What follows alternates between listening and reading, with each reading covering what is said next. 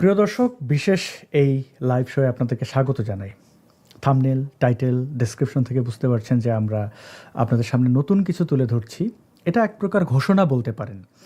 আপনারা নিশ্চয়ই মুফতি ইমরান বিন বশিরের অসংখ্য ভিডিও দেখেছেন। মুফতি ইমরান বিন বশিরের বন্ধু হাফেজ এনাম, তিনি এতদিন ক্যামেরার পেছনে ছিলেন, অর্থাৎ ভিডিও সম্পাদনা বা ভিডিও এডিটিংয়ের কাজগুলো এবং অন্যান্য টেকনিক্যাল সাপোর্টগুলো তিনি মুফতি ইমরান বিন বশিরের ভিডিওতে দিয়ে এসেছিলেন।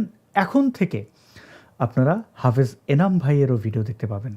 সেই সাথে আমাদের সবার পরিচিত বিবি মরিয়ম, তাঁরও ভিডিও আপনারা একে একে দেখবেন। তো সেগুলো কোথায় দেখবেন, কীভাবে, এবং হাফেজ এনামের উদ্দেশ্য কী, তিনি ভবিষ্যতে আমাদের কি কি বিষয়ে আমাদের সামনে তুলে ধরবেন, আমরা তাঁর কাছ থেকে কোন কোন বিষয়ে আলোকিত হব, সেই সব বিষয়ে জানার জন্য হাফেজ এনাম, আপনাকে স্বাগত জানাই।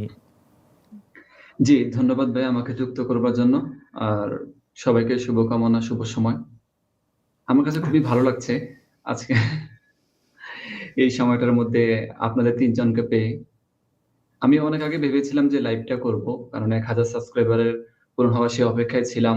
কারণ 1000 সাবস্ক্রাইবার ছাড়া তো ইউটিউব চ্যানেলে লাইভ করা যায় না। তো আমার দর্শক যারা আছেন সবাই আমাকে খুব সাপোর্ট করেছেন এই কাজে। আমি আরো বেশি অনুপ্রাণিত হয়েছি এই কাজ করার এবং ভিডিও করার। এই তো, আর আপনারা আছেন বলে খুব ভালো লাগছে। হ্যাঁ, প্রথমত আপনাকে স্বাগত জানাই, এবং যে উদ্যোগটি নিয়েছেন সেজন্য ধন্যবাদ, যে সময় উপযোগী উদ্যোগ। এবার মুফতি ইমরান বিন বশির আপনার বন্ধু, আপনার সহযোদ্ধা হাফেজ এনাম যে উদ্যোগটি নিয়েছেন, এই উদ্যোগের পেছনে কি কলকাঠি আপনি নেড়েছেন নাকি?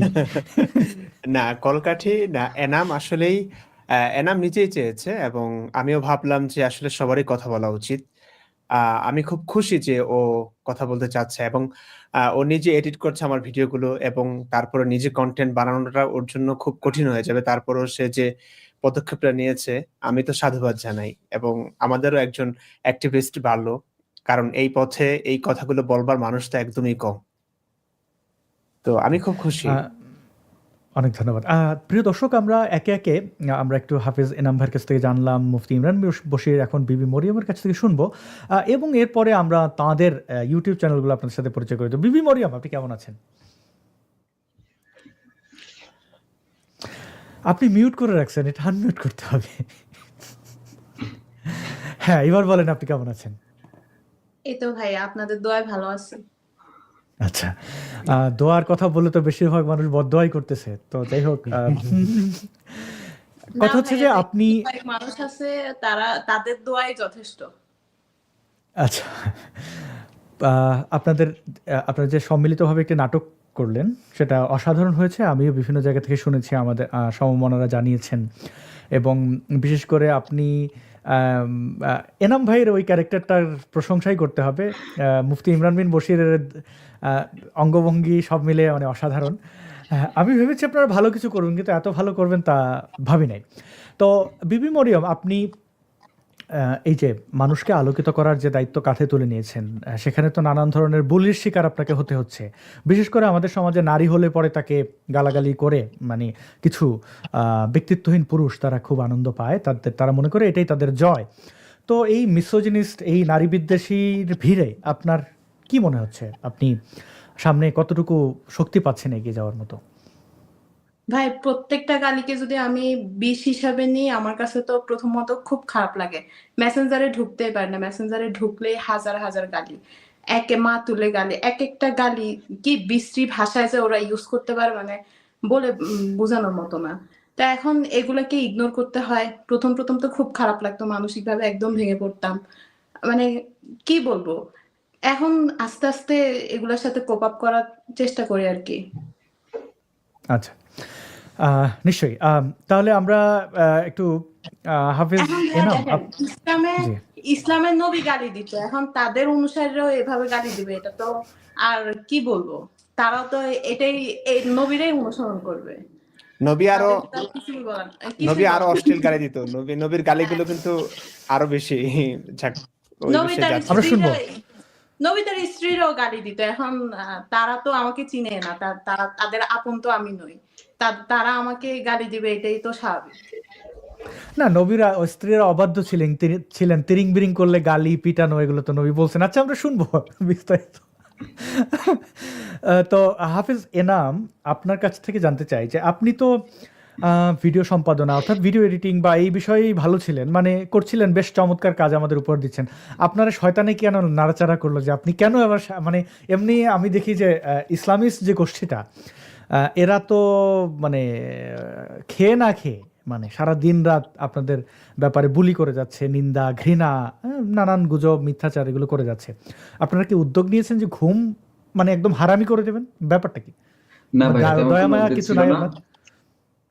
আমি ভেবেছিলাম তো আমার উচিত ছিল যখনই আমি ইসলাম ধর্ম ত্যাগ করেছি, তখনই আমার তারপর থেকে আমার ভিডিও বানানোর উচিত ছিল, আমি এটা মনে করি। কারণ তাহলে আমি দেশ ত্যাগ করা কি? কারণ আমার তো তাহলে কোনো যে মানুষ তো জানতে চাইবে যে আমি কেন দেশ ত্যাগ করছি, আমার ইসলাম সম্পর্কে কি সংশয়। অবশ্যই তো আমি জেনে বুঝেই তো আমি ইসলাম ত্যাগ করেছি, তাই না? তো এটা অবশ্যই আমার দর্শকদেরকে এবং যারা আছেন বাংলাদেশের মুসলিম কিংবা মুক্তমানা যারা আছেন, সবাইকে এটা জানা জরুরি যে আমি কেন ইসলাম ধর্ম ত্যাগ করেছি। অনেকের মনে প্রশ্ন জাগতে পারে। তো আমি বিভিন্ন লাইভ, যেমন ধরুন যে আপনার সাথে অনেক লাইভে যুক্ত হয়েছি। যদিও মন খুলে আমি কথা বলতে পারিনি। কারণ আমার ভিতরে একটা নার্ভাসনেস কাজ করত সবসময়। যে আসলে আমি কি কথা বলতে পারবো কিনা? একটু ভয় লাগতো। কারণ কখনো তো আমি ক্যামেরার সামনে এরকম এসে কথা বলিনি। আপনাদের মতো এত বড়, বড় মানুষদের সামনে আমি কথা বলা, ছোট একটা মানুষ। তো আসলে একটু ভয় লাগতো। যেমন তসলিমা নাসরিন আপু, উনার সাথেও যুক্ত হয়েছি। ইমরান ভাই সহ ৩ জনের সাথে কথা বললাম। ওখানেও কিন্তু আমি মন খুলে কোনো কথা বলতে পারিনি। কারণ আমি যেটা বলতে চাই, আমি যেন সেটা যেন ভুলে যাই আমি। এমন একটা অবস্থা। তো ভাবলাম যে যদি চুপ করে থাকি, এরকম ভয়ের মধ্যে দিয়ে যদি আমি যাই, তাহলে আমি ভাবছি যে তাহলে আমার মনে হয় কখনোই কথা বলা হবে না। আমি যদি শুরু করি, আমার শুরু করতে হবে। আমি যদি না করি, তাহলে আমার কখনোই কথা বলা হবে না। এটা আমার সাহস নিতে হবে।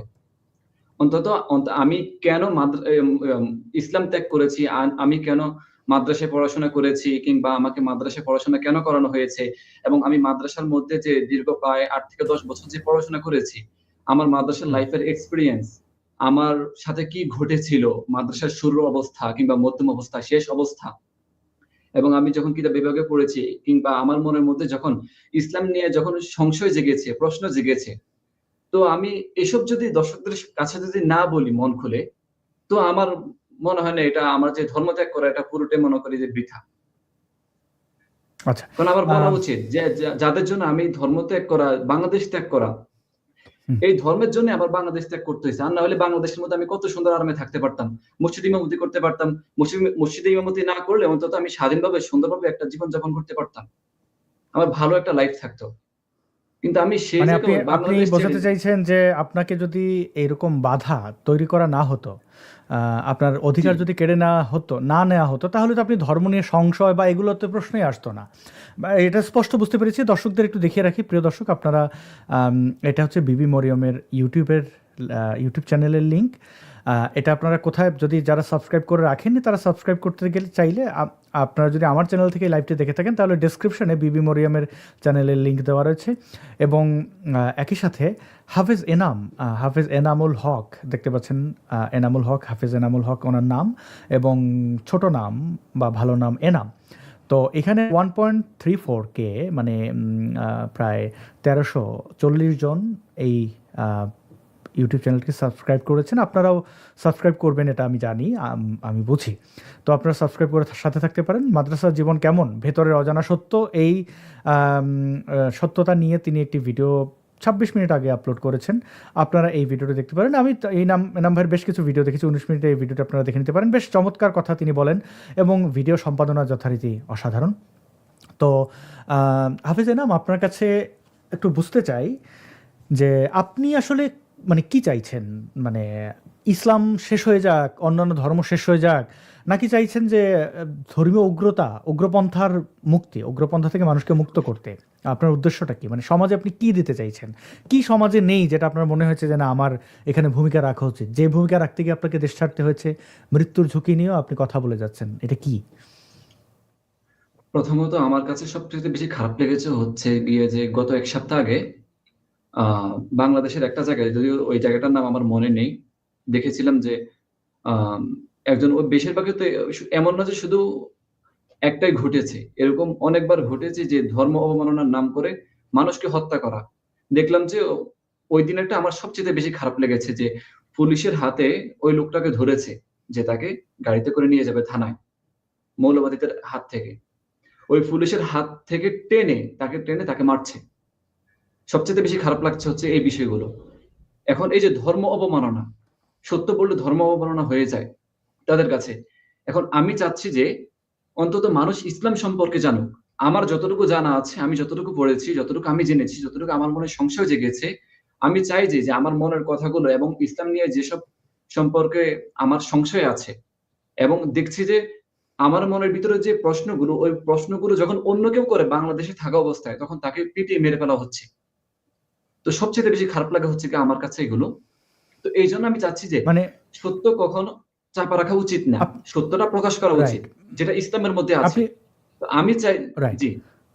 আপনি কি সর্বশেষ দীপু দাসের পুড়িয়ে হত্যা করার ঘটনাটি আপনাকে বেশি আঘাত করেছে, যে কারণে আপনি এখন হ্যাঁ, সামনে এসে কথা বলছেন? অনেক বেশি আঘাত করেছে। আমি চাইলেও তখনই আমি ভিডিও করা শুরু করতে পারতাম। কিন্তু বিভিন্ন ধরনের সিচুয়েশন এর কারণে, হয়তোবা অনেক কাজে ব্যস্ত থাকার কারণে আপনি দেখেছেন যে দীপুচন্দ্র দাসকে নিয়ে প্রায় ৪ থেকে ৫ টা ভিডিও তৈরি করা হয়েছে। ইমরান ভাই কথা বলেছেন। তো ওই ভিডিওগুলো এডিট করতে কিন্তু প্রচুর সময় লাগে। যার জন্য আমি আর ভিডিও বানাতে পারি নাই। আর আরেকটা বিষয় হচ্ছে, কারণ আমি শুরুর দিক দিয়ে কেন ভিডিও বানাই নাই? এটাও একটা প্রশ্ন থাকতে পারে। হুম। প্রথমত হচ্ছে গিয়ে যে যেহেতু ২ জন ইসলাম ত্যাগ করেছি, আমি আর ইমরান ভাই ২ জনেই একসাথেই। তো আসলে একজনের সাপোর্ট আরেকজনের প্রয়োজন। এটা খুব স্বাভাবিক। কারণ যেহেতু ২ জন একসাথে কাজ করে আসছি। এখন আমি চাচ্ছি যে আমাদের যে প্ল্যাটফর্মটা, আগে একটা আমাদের প্ল্যাটফর্ম উঠুক। মানুষের কাছে আগে আমরা পরিচিত হই। যে আসলে আমরা যে কি নিয়ে কাজ করছি, আমাদের বিষয়গুলো তারা যাতে জানতে পারে। হ্যাঁ? যে কি বিষয় নিয়ে আমরা ভিডিও তৈরি করি, আমাদের ইসলাম সম্পর্কে কতটুকু ধারণা আছে, ইসলাম নিয়ে পড়াশোনা কতটুকু করেছি। পুরো এক্সপেরিয়েন্সটা আমরা আগে তুলে ধরেছি ইমরান ভাইয়ের মাধ্যমে। হুম। আর আরেকটা কথা হচ্ছে, আমার যেহেতু কখনো আম কথা বলার এক্সপেরিয়েন্স ছিল না, এখনো নেই। হয়তোবা এখন থেকে হবে, সামনে থেকে হবে। যেহেতু আমি ভিডিও বানানো শুরু করেছি। আর যেহেতু মসজিদে আগে কখনো জুমার নামাজ পড়াই নাই। হয়তোবা ১ বার না ২ বার পড়াইছি। তো ওটাতে আসলে ওরকম কোনো কথা বলার যে জড়তা, এক্সপেরিয়েন্স, ওটা আসলে আমার কখনো হয় নাই। যেটা মুফতি ইমরান ভাইয়ের ছিল। যে উনি কথা বলতে পারত। কথা বা মুখ খুলে মন মতো নিজের মনের মধ্যে যা আসে, উম এক কথায় বলতে গেলে তার কাছে যেসব প্রশ্ন জাগে সে মন খুলে সে কথাগুলো বলতে পারছে। তো সেটা আসলে আমি পারি নাই আগে। তো সেটার জন্য আমার অপেক্ষা করতে হয়েছে। আমি দেখেছি, অনেকের কথা শুনেছি, আপনাদেরকে দেখেছি, আসিফ মহিউদ্দিন ভাইকে দেখেছি, তসলিমা নাসরিনকে পড়েছি, উনার কথাও শুনেছি। সবার কথা শুনে সেখান থেকে আমি এক্সপেরিয়েন্সটা নিয়েছি। যে না, আমারও কথা বলা উচিত। তারা কিভাবে কথা বলে? আমারও কথা বলা উচিত। কারণ আমাদের এই অঙ্গনে অ্যাক্টিভিস্ট খুব কম, কথা বলার মানুষ খুব কম। কারণ যারাই কথা বলতে গিয়েছে তাদেরকে একে, একে করে হত্যা করা হয়েছে। মেরেছে তাদেরকে। তো আমি যেহেতু এখন নিরাপদ স্থানে আছি, তো আমি নিরাপদ স্থানে থাকা অবস্থায়ও আমি কেন ভিডিও বানাতে পারছি না? অথচ যে জায়গার মধ্যে একটা মানুষ, সে এত রিস্কের পরেও, এত কিছু, এত বাধার পরেও সে বাংলাদেশে থেকে নবীর নামে যে সত্য কথাগুলো বলেছে, সেগুলো বললেও সেটা ধর্ম অবমাননা হয়ে যাচ্ছে। সে যদি বলতে পারে বাংলাদেশে থাকা অবস্থায়, আমি কেন বলতে পারব না? এটা মাঝে, মাঝে নিজেকে খুব হতাশ করে যে আসলে আমি কেন বলতে পারব না? একটা মানুষ বাংলাদেশে, সে সবকিছু, সব বাধা পেরিয়েও সে সত্য কথাগুলো বলছে। আর আমি কেন পারছি না, আমি দেশ ত্যাগ করার পরেও? তো রাইট। সেই জায়গা থেকে আমি এই উদ্যোগটা নেওয়া যে আমি মনে করি আমারও কথা বলা উচিত। আমি কথা না বলে, কারণ আমাদের এই অঙ্গনে মানুষ খুব কম। যারাই কথা বলতে গিয়েছে তাদেরকে একে, একে করে মেরেছে। হুমায়ূন আজাদ হুম। থেকে শুরু করে একে, একে প্রায় বড়, বড় অনেক মন মানসিকতার মানুষ যারা লেখক ছিলেন তাদেরকে একে, একে করে মেরেছে। তো এগুলো আসলে মাঝে, মাঝে খুব কষ্ট দেয়। এটাতে এমন না যে আজকে আগে হয়েছে শেষ হয়ে গিয়েছে। বিষয়টা এমন না। প্রতিনিয়ত মারছে। তো এগুলো যখনই চোখের সামনে পড়ে তখনই খুব খারাপ লাগে। যে তারা যদি কথা বলতে গিয়ে তাদের যদি মৃত্যু হয়, তারা অ অনিরাপদ স্থানে থেকেও শুধুমাত্র সত্য কথাগুলো বলতে গিয়ে। তো আমি একটা নিরাপদ স্থানে থাকার পরে আমি কেন বলতে পারছি না? আমারও তো বলা উচিত। ভালো একটা তো পয়েন্ট বলেছেন আপনি যে জি, দীপু দাস বা এরকম ধর্মীয় সহিংসতা, মানে ধর্মকে কেন্দ্র করে যারা বাড়াবাড়ি করে, তাদের এই বাড়াবাড়ি দেখে, মানে বাড়াবাড়ি না, ভয়াবহতা, এটা দেখে আপনি আর আ ইয়ে করতে চাননি, মানে আর বসে থাকতে পারেননি। একজন কমেন্ট করেছেন, আমি একটু কমেন্ট পড়ি তারপর মুফতি ইমরান বিন বশিরের কাছে যাবো, যে আসাদ ভাই ডেসক্রিপশনে আপনার চ্যানেলের লিঙ্কটা পাচ্ছি না। আমার চ্যানেলের লিঙ্ক মানে আমি বুঝি নাই প্রশ্নটা। আপনি ইউটিউবে গিয়ে এখানে যারাই আছেন, বিবি মরিয়ম, মুফতি ইমরান বিন বশির, হাফেজ এনাম বা আসাদ নূর, এই নামগুলো আসলে ইন্টারনেটে একটাই, আপনি এই নামে আর কাউকে পাবেন না। তো এনামুল ভাইয়ের নামের স্পেলিং দেখুন, এই যে হাফেজ, এখানে ই দিয়ে লেখা, যদিও কিন্তু ওইখানে এ দিয়ে এনামুল। তো এ ওটা আমার দিয়ে আইডি কার্ড অনুযায়ী দিয়েছি ভাইয়া, হ্যাঁ যদিও হ্যাঁ হ্যাঁ অরিজিনাল এনামুল, নাম এটা হবে। হ্যাঁ এ দিয়ে ই দিয়ে। এখন আপনার নামের ভুল ধরতে আসলে তাহলে এনায়েতুল্লাহ আব্বাসী, তিনি এনায়েতুল্লাহও লেখেন এ দিয়ে, আব্বাসী তো আর এ দিয়েই লেখেন। তো ওইটাই আর কি, যে এখন আহ, আহ, আপনার এই উদ্যোগটি স্পষ্ট আমাদের কাছে এবং আপনি অনেক বেশি আলোকিত করবেন সেটাও আমি বিশ্বাস রাখি। ওয়েলকাম। এবার একটু জি, মুফতি ইমরান ধন্যবাদ বিন বশিরের ভাইয়া। কাছে, জি একটু আর মুফতি আরেকটা ইমরান বিন কথা বশিরের বলতে কাছে, চাই যে আমি হ্যাঁ হ্যাঁ, নিশ্চয়ই। আমি যে কোন বিষয় নিয়ে ভিডিও তৈরি করব এটা অবশ্যই জানা জরুরি, অনেকের প্রশ্ন থাকতে পারে। প্রথমত বলি যে আমি ভিডিও বানাবো হচ্ছে সবসময় সত্য ঘটনাগুলো তুলে ধরবো, বাংলাদেশে হুম যা ঘটছে। এবং সবচাইতে বড় প্রশ্ন হচ্ছে কি যেটা, উম আমি যে মাদ্রাসায় পড়াশোনা করেছি, আমার মাদ্রাসার হুম লাইফের এক্সপেরিয়েন্স, যেমন ধরুন যে আমি একটা ভিডিও আজকে আপলোড করেছি প্রায় ৩০ মিনিট আগে। আমি ওখানে যদিও পুরো ৮ বছর আমার সাথে কি ঘটেছে মাদ্রাসায় থাকা অবস্থায়, আমি কি দেখেছি, আমি কি শুনেছি, মাদ্রাসার ভিতরের অবস্থা কেমন। তো এগুলো আসলে ৮-১০ বছরের কথাগুলো, দেখাগুলো, শোনাগুলো একদিনে এক ভিডিওর মধ্যে বলা যায় না। হুম তো আমি একে, একে করে হয়তোবা পর্বে, পর্বে কিংবা মাদ্রাসার ছাত্রদের কি অবস্থা কেমন থাকে এবং মাদ্রাসার ছাত্রদের জীবনটা কেমন, তারা কি হুম চায়, তাদেরও তো স্বপ্ন থাকে। প্রতিটা মানুষেরই স্বপ্ন থাকে, হোক সে ছেলে, হোক সে মেয়ে। পৃথিবীর মধ্যে প্রতিটি মানুষের স্বপ্ন থাকে। যেমন হুম ধরুন যে আমার স্বপ্ন ছিল আমি স্কুলে পড়াশোনা করব। পড়াশোনা করে ভালো করে দেশের জন্য, দেশের উন্নতির জন্য কাজ করব। তাই না? এখন হুম, আমাকে সেখান থেকে সরিয়ে আমাকে জোর করে মাদ্রাসায় ভর্তি করানো হয়েছে। আমি সেই বিষয়টাই আমার ভিডিওর মধ্যে তুলে ধরেছি যে আমাকে কেন মাদ্রাসায় ভর্তি করানো হয়েছে, কি জন্য? এবং আমার মাদ্রাসায় পড়ার ইচ্ছে ছিল কিনা? যদিও নির্বাশেষে একদম যখন বুঝতে পারছি যে না আমার এখানেই পড়াশোনা করতে হবে। কারণ আমাকে যেহেতু জোর করে যেহেতু দিয়েছেই, কারণ আমার বাবা জানে যে আমার একবার যেটার প্রতি আমার ইচ্ছে থাকে না সেটা আমাকে জোর করে করাবে। আমার বাবাই। তার অবস্থা ছিল এমন। যদিও উনি সওয়াবের উদ্দেশ্যে উনি আমাকে মাদ্রাসায় ভর্তি করিয়েছেন, যে আমার দাদাই মারা যাওয়ার আগে ওসিয়ত করে বলে গিয়েছেন আব্বুর কাছে যে, "আমি যদি মারা যাই, অন্তত তুই আমার নাতিটাকে হাফেজ করবি, একজন আলেম বানাবি। এবং আমি যখন মারা যাবো এবং সে যখন কোরআন তেলাওয়াত করবে তখন আমি শান্তি পাবো কবরের মধ্যে।" উনার আশা ছিল এইটা। সবচাইতে বড় আশা ছিল উনার ওইটা। তার ১ সপ্তাহ পরে আমার দাদা মারা গেছেন। আমার ফ্যামিলির মধ্যে আমার দাদা হাফেজ মাওলানা, আমার দাদার গোষ্ঠীর মধ্যে সবাই মোটামুটি হাফেজ মাওলানা মুফতি। তো সেই জায়গা থেকে আমাকে জোর করে মাদ্রাসায় ভর্তি করানো, আমি জিজ্ঞাসা করেছিলাম যে, "আমাকে মাদ্রাসায় কেন ভর্তি করাচ্ছ? আমার তো এখানে থাকতে ইচ্ছে করছে না।" দূর থেকে যেমন দেখতে পাচ্ছি যে মাদ্রাসার ছাত্ররা রেলিং ধরে দাঁড়িয়ে আছে। বন্দীখানার মতো একটা মাদ্রাসার মধ্যে। তো তখনই আমার রাস্তায় থাকা অবস্থায় আমার কান্না চলে এসেছে। যে তাদেরও তো ইচ্ছে থাকে, তাদেরও তো স্বপ্ন আছে। তাদের স্বপ্নগুলো এই বন্দীখানা, একটা জেলখানার মধ্যে তাদের স্বপ্নগুলো বন্দী করে রাখছে। তো এগুলো তো খুব খারাপ লাগে। কিন্তু অবশেষে কি করলাম?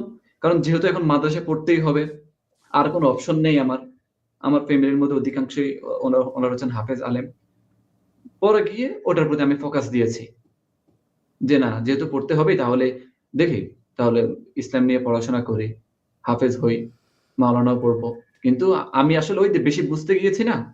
যে আসলে বিবেক দিয়ে ভাবতে গিয়েছি, চিন্তা করতে গিয়েছি, যুক্তি দিয়ে বুঝতে গিয়েছি।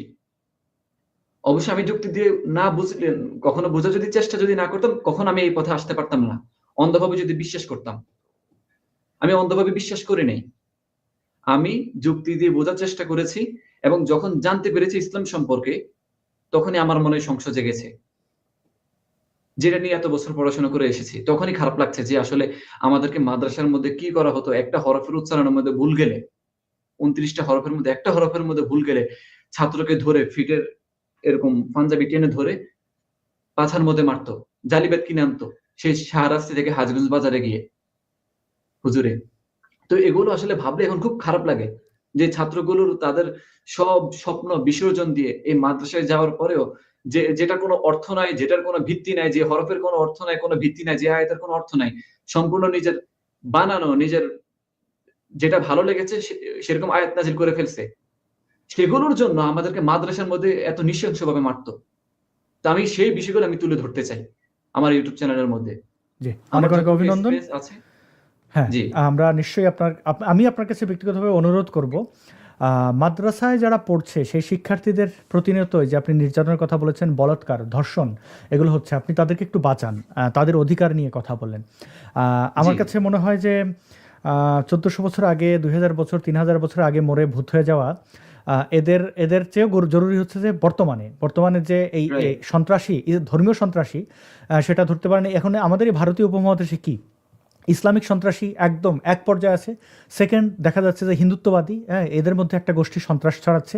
তো এই যার আপনি যদি হিন্দু হয়ে থাকেন, আমাদের দর্শক, তারা বলবো আপনাদের মধ্যে যারা এরকম উগ্রপন্থী আছে, আপনারা তাদেরকে এক্সপোজ করেন। আবার যারা ইসলামপন্থী আছেন, তারা মাদ্রাসার দিকে একটু খেয়াল করবেন।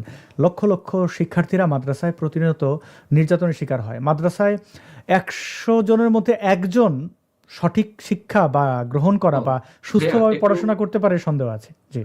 একটু কথা বলি। দুঃখিত। মানে যেটা আমার এখন মনে পড়েছে আরকি, যে আপনি হুম, একটু আগে যেটা বলেছেন যে নির্যাতনের কথা। আ হুম, এক কথায় বলতে গেলে মাদ্রাসার মধ্যে হুজুররা এমনভাবে ছাত্রদেরকে ট্রায়াল করে, যেখানে মনে করেন যে হুজুর যদি পিটায়, মারে ওই হুম, ছাত্রকে বলাৎকার করার পরেও যদি মারে এবং পড়াশোনার মধ্যে ভুল যাওয়ার পরেও যদি মারে, মাঝে, মাঝে এমন হয় যে হুজুরে হুজুরের স্ত্রীর সাথে কথা বলছে, বাড়ির মধ্যে কোনো রাগ, ঠিক আছে? বাসার সাথে কোনো একটা ঝামেলা। সেই রাগটা কি করে একটা ছাত্রের উপরে ফেলে। ওই ছাত্রকে ধরে মারে। সবচাইতে খারাপ লাগে হচ্ছে কি এটা আমার। আমার চোখের সামনে ঘটেছে। আমি যখন নুরানি বিবেকে পড়েছিলাম, হুজুরের হয়তোবা স্ত্রী কিংবা বাড়ি থেকে কেউ কল দিয়েছে, কোনো ঝাই-ঝামেলা চলছিল। পরে মানে পড়ার জন্য ডাক দিয়েছে। কথা বলার শেষ পরে দেখলাম যে চোখ-মুখ একদম রাগ, চোখ-টোখ লাল হয়ে আছে। পরে একটা ছাত্রকে হুম, ডাক দিলেই, পড়া নিয়ে আয়, শোনাতে আয়।" কিন্তু উনার ভিতরে তো ওই যে সেই রাগটা, যে বাড়ির মধ্যে কি ঝামেলা চলছে, সেই রাগটা উনার মাথার মধ্যে। পরে ছাত্রকে যখন ডাক দিয়ে নেওয়ার পরে প্রায় রাতে ৪ঃ০০ বাজে, আমাদেরকে কিন্তু ভোরবেলা উঠিয়ে দেওয়া হয়। আযানের ১ ঘন্টা হুম, আগে মাদ্রাসার মধ্যে। উঠেই কোরআন তেলাওয়াত করতে হয় আযানের আগ পর্যন্ত।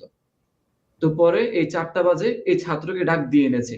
আনার পরে সে কি হচ্ছে, ওই যে তার রাগটা, ওই রাগটা ওই ছাত্রের উপরে ফেলেছে। সবচাইতে হুম, খারাপ লেগেছে তখন আমার। এটা হচ্ছে কি, আমার আমাকে যখন ভর্তি করানো হয়েছে তার ১ সপ্তাহের মধ্যে এই বিষয়টা ঘটেছে। এটা আমি আমার ভিডিওর মধ্যে বলেছি। আরেকটা হচ্ছে, আ ও মাদ্রাসার মধ্যে যখন মারার হুম, পরে ওই ছাত্রকে ভয় দেখানো হয় যে, "তুই যদি আমি যে তোকে মেরেছি, এটা যদি তুই তোর পরিবারের কাছে, তোর বাবা-মা আসার পরে তুই যদি কান্নাকাটি করিস, কান্নাকাটি করে যদি বলিস যে, আমাকে হুজুরে মারে, আমি এখানে পড়ব না। তাহলে দেখবি তোর শাস্তি এর চাইতে ডবল হবে। এর চাইতে নিকৃষ্টভাবে তোকে মারব।" সেটার ভয়ে মাদ্রাসার অধিকাংশ ছাত্র তারা প্রকাশ করতে পারছে না। তাদের মাদ্রাসার মধ্যে কি ঘটছে বলতে পারছে না। হয়তোবা যারা একটু চালাক চতুর, তারা এখন বর্তমানে আমি দেখেছি অনেক জায়গায় দেখেছি যে উস্তাদের সামনে মানে ছাত্র বলে দিচ্ছে, তার বাবা-মা সাথে আছে। মানে ওস্তাদে অস্বীকার যাচ্ছে যে, "না আমি কিছু করিনি, আমি কিছু করিনি।" অথচ ছাত্র কিন্তু বলেছে যে, "না, সে আমার প্যান্ট খুলেছে, সে আমাকে এরকম করার চেষ্টা করেছে, বলাৎকার করার চেষ্টা করেছে।" সেই ছাত্র এনাম ঠিকই একটু বলেছে। থামাচ্ছি। আজকেই বেবি মরিয়ম আপনি আমাকে একটা নিউজ দেখিয়েছিলেন মনে হয়। আমাকে দিয়েছিলেন। ওইটা একটু আসাদ ভাইকে দিবেন এটা একটু শো করার জন্য। হ্যাঁ, আমরা খুবই একটু হ্যাঁ, ওই নিউজটা আমাকে দেন। আর আমরা এই বিষয়গুলো আসলে পত্রিকায় একটু সার্চ করলেই আম এটার কি আর বলি? আমি এখন একটা রিপোর্ট দেখাই। আ সাধারণত আমি জামাত শিবিরদেরকে মুসলমান মনে করি না। মানে মুসলমান বলতে কি? এরা আসলে ওইভাবে, আমি মনে করি যে আ কিছু লোক যেমন ইসলামপন্থীদের মধ্যে বাংলাদেশে আছেন মুফতি আব্দুর রাজ্জাক বিন ইউসুফ, তাকে আমি মুসলমান মনে করি। একদম সাচ্চা মুসলমান। আরেকজন আছেন গুনবি। মানে তার ঈমান নিয়ে আমার কোনো সন্দেহ নাই। কিন্তু জামাত শিবিরের এরা এরা আসলে কোন ধরনের মুসলমান আমি জানি না, তবে যেহেতু তারা ইসলামপন্থী দল মনে করে, তো তাদের কিছু পোস্টার বয় আছে, যেমন জামাত ইসলামের এই এই ছাত্র শিবিরের আমির আপনি ধরতে পারেন পিনাকি ভট্টাচার্যকে, এরকম। তো তাদের মধ্য থেকে আমি একটা জিনিস দেখাচ্ছি, হাফেজ এনাম যে কথাগুলো বলেছিলেন সেটার সাথে আপনারা মিল পাবেন। তবে দর্শকদের বলি যে আপনারা যারা কমেন্ট করছেন, আপনাদের কমেন্ট এই কর্নারে দেখা যাচ্ছে, আপনাদের মতামত জানাবেন। বাছাইকৃত কমেন্টগুলো আমি পরে নিজে পড়ব। আর যারা যাদের বংশের পরিচয় এখানে দিচ্ছেন, দিতেই পারেন। একটু আমরা দেখি, আসলে অনেকগুলো অভিযোগ করা হয় নাস্তিকরা কি যেন বিদেশ যাওয়ার জন্য নাস্তিক কি সব কথা বলে। তো আসলে কি তাই? দেখুন তো, এটা বিবিসির রিপোর্ট। নাস্তিকতার ভান, অসুস্থতার অভিনয়, সাজানো প্রতিবেদন, ব্রিটেনে আশ্রয়ের আবেদনে প্রতারণা চক্রে আছে বাংলাদেশীয়, এবং বাংলাদেশের 90% মুসলমান, এবং মুসলমানরা যাই কিন্তু এখানে করছে। এখন দেখেন এগুলোর এই সিন্ডিকেটের ইয়েকে, আশ্রয় প্রার্থীদের জন্য জালিয়াতির 3টি প্রধান পদ বাতলে দিতেন অভিযুক্ত আইনি পরামর্শক জাহিদ হাসান আখন্দ। আখন্দ বুঝতেই পারছেন, এইটা টাইটেলটা বাংলাদেশি, সমকামী, নাস্তিক অথবা রাজনৈতিক কর্মী, এই মিথ্যা দাবি করে লন্ডনে বা ইউরোপে, আমেরিকায়, তারা কিন্তু আমেরিকা কানাডায় এরকম মিথ্যা কথা বলে আশ্রয় প্রার্থনা করে। অর্থাৎ নিজেকে নাস্তিক বা সমকামী বলে ফায়দা যদি কেউ নিতে চায়, সেটা কারা করে? সেটা করে মুসলমানরা। আরও আমি উদাহরণ একে একে দেব, সেগুলো আপনারা দেখতে পাবেন। কথা হচ্ছে যে এগুলো তো আমাদের দিনের আলোর মতো পরিষ্কার। এখন যে কথাটা নিয়ে আসছিল, আমি মুফতি ইমরান বিন বশিরের কাছে যাওয়ার আগে একটু একটা প্রমাণ দেখাই। কদরউদ্দিন শিশির জামাত ইসলামের শিবিরের সদস্য, কিন্তু গুপ্ত, এবং নিজেকে ফ্যাক্ট চেকার দাবি করে, সাংবাদিক দাবি করে। এএফপিতে কাজ করেছে, আরও 2-1টা দোকান দা ডিসেন্টে খুলে বসে। দেখুন, সে যেহেতু একটু পড়াশোনা করা জামাতি, তো সে তার কনসার্ন এখানে জানিয়েছে। বহুদিন ধরে বলে আসছি, মাদ্রাসা কেন্দ্রিক অপরাধগুলো বন্ধে এবং ঘটা অপরাধের বিচার নিশ্চিত করতে আলেম সমাজের সামনে আসা উচিত। ভিজিবল উদ্যোগ নেওয়া দরকার। দ্রুতই দরকার। যদি না নেন তাহলে প্রস্তুতি নেন, আগামী দশকগুলোতে মাদ্রাসার একটা বড় অংশ মুসলমানদের কাছে অপছন্দের, এমনকি ঘৃণার একটা প্রতিষ্ঠানে পরিণত হবে। আমি ইসলাম বিদ্বেষীদের কথা বলছি না, ধর্মপ্রাণ মুসলমানদের কথা বলছি, যারা ইতিমধ্যেই সব মাদ্রাসায় বাচ্চাদের দিতে, এমনকি মাদ্রাসার শিক্ষক ইমামদের তত্ত্বাবধানে বাচ্চাদের পড়াতে চিন্তা শুরু করেছেন। মাদ্রাসা শিক্ষক বা ইমামরা যে অনিরাপদ, মাদ্রাসা শিক্ষক বা ইমামরা যে অনিরাপদ, এটা এখন সমাজে একটা আলোচনার বিষয়। যদি আপনার নিজের বাবলে এমন আলোচনা, মানে নিজের গণ্ডির মধ্যে এমন আলোচনা শঙ্কা না দেখে থাকেন, তাহলে আপনি কুয়া থেকে একটা মাথা বের করুন। মানে তিনি বোঝাতে চাইছেন, কুয়ার যদি এরকম নির্যাতন নিপীড়ন কেউ রেকগনাইজ না করে, কেউ যদি বলে আমি জানি না, তাহলে সে কুয়ায় বসবাস করছে। এটা দিনের আলোর মতো সত্য। এটি কে বলছে? জামাতি কদরউদ্দিন শিবির। তো এরপরে সে লিখেছে, এখন সামাজিক মাধ্যমের যুগ, ভাইরাল কন্টেন্টের যুগ। মানুষ, আচ্ছা কারোর এখান থেকে নয়েজ আসছে, মানুষ যা নিয়ে উদ্বিগ্ন, তার সাথে মিলে যাওয়া ঘটনা পেলেই তা নিয়ে কথা বলে সামাজিক মাধ্যমে। অর্থাৎ এখন আর লুকায় রাখা যাবে না। আগে লুকায় রাখতো, এখন যেহেতু লুকায় রাখা যাবে না, তাই এই জিনিসটা নিয়ে কথা বলতে হবে। এতে একের পর এক ভাইরাল হতে থাকে সংশ্লিষ্ট ইস্যু রিলেটেড ঘটনাগুলো। মাদ্রাসায় নানান ধরনের অপরাধমূলক ঘটনা, তেমনই একটা ইস্যু। এক একটা ঘটনা নতুনভাবে ভীত করে তুলছে মানুষকে।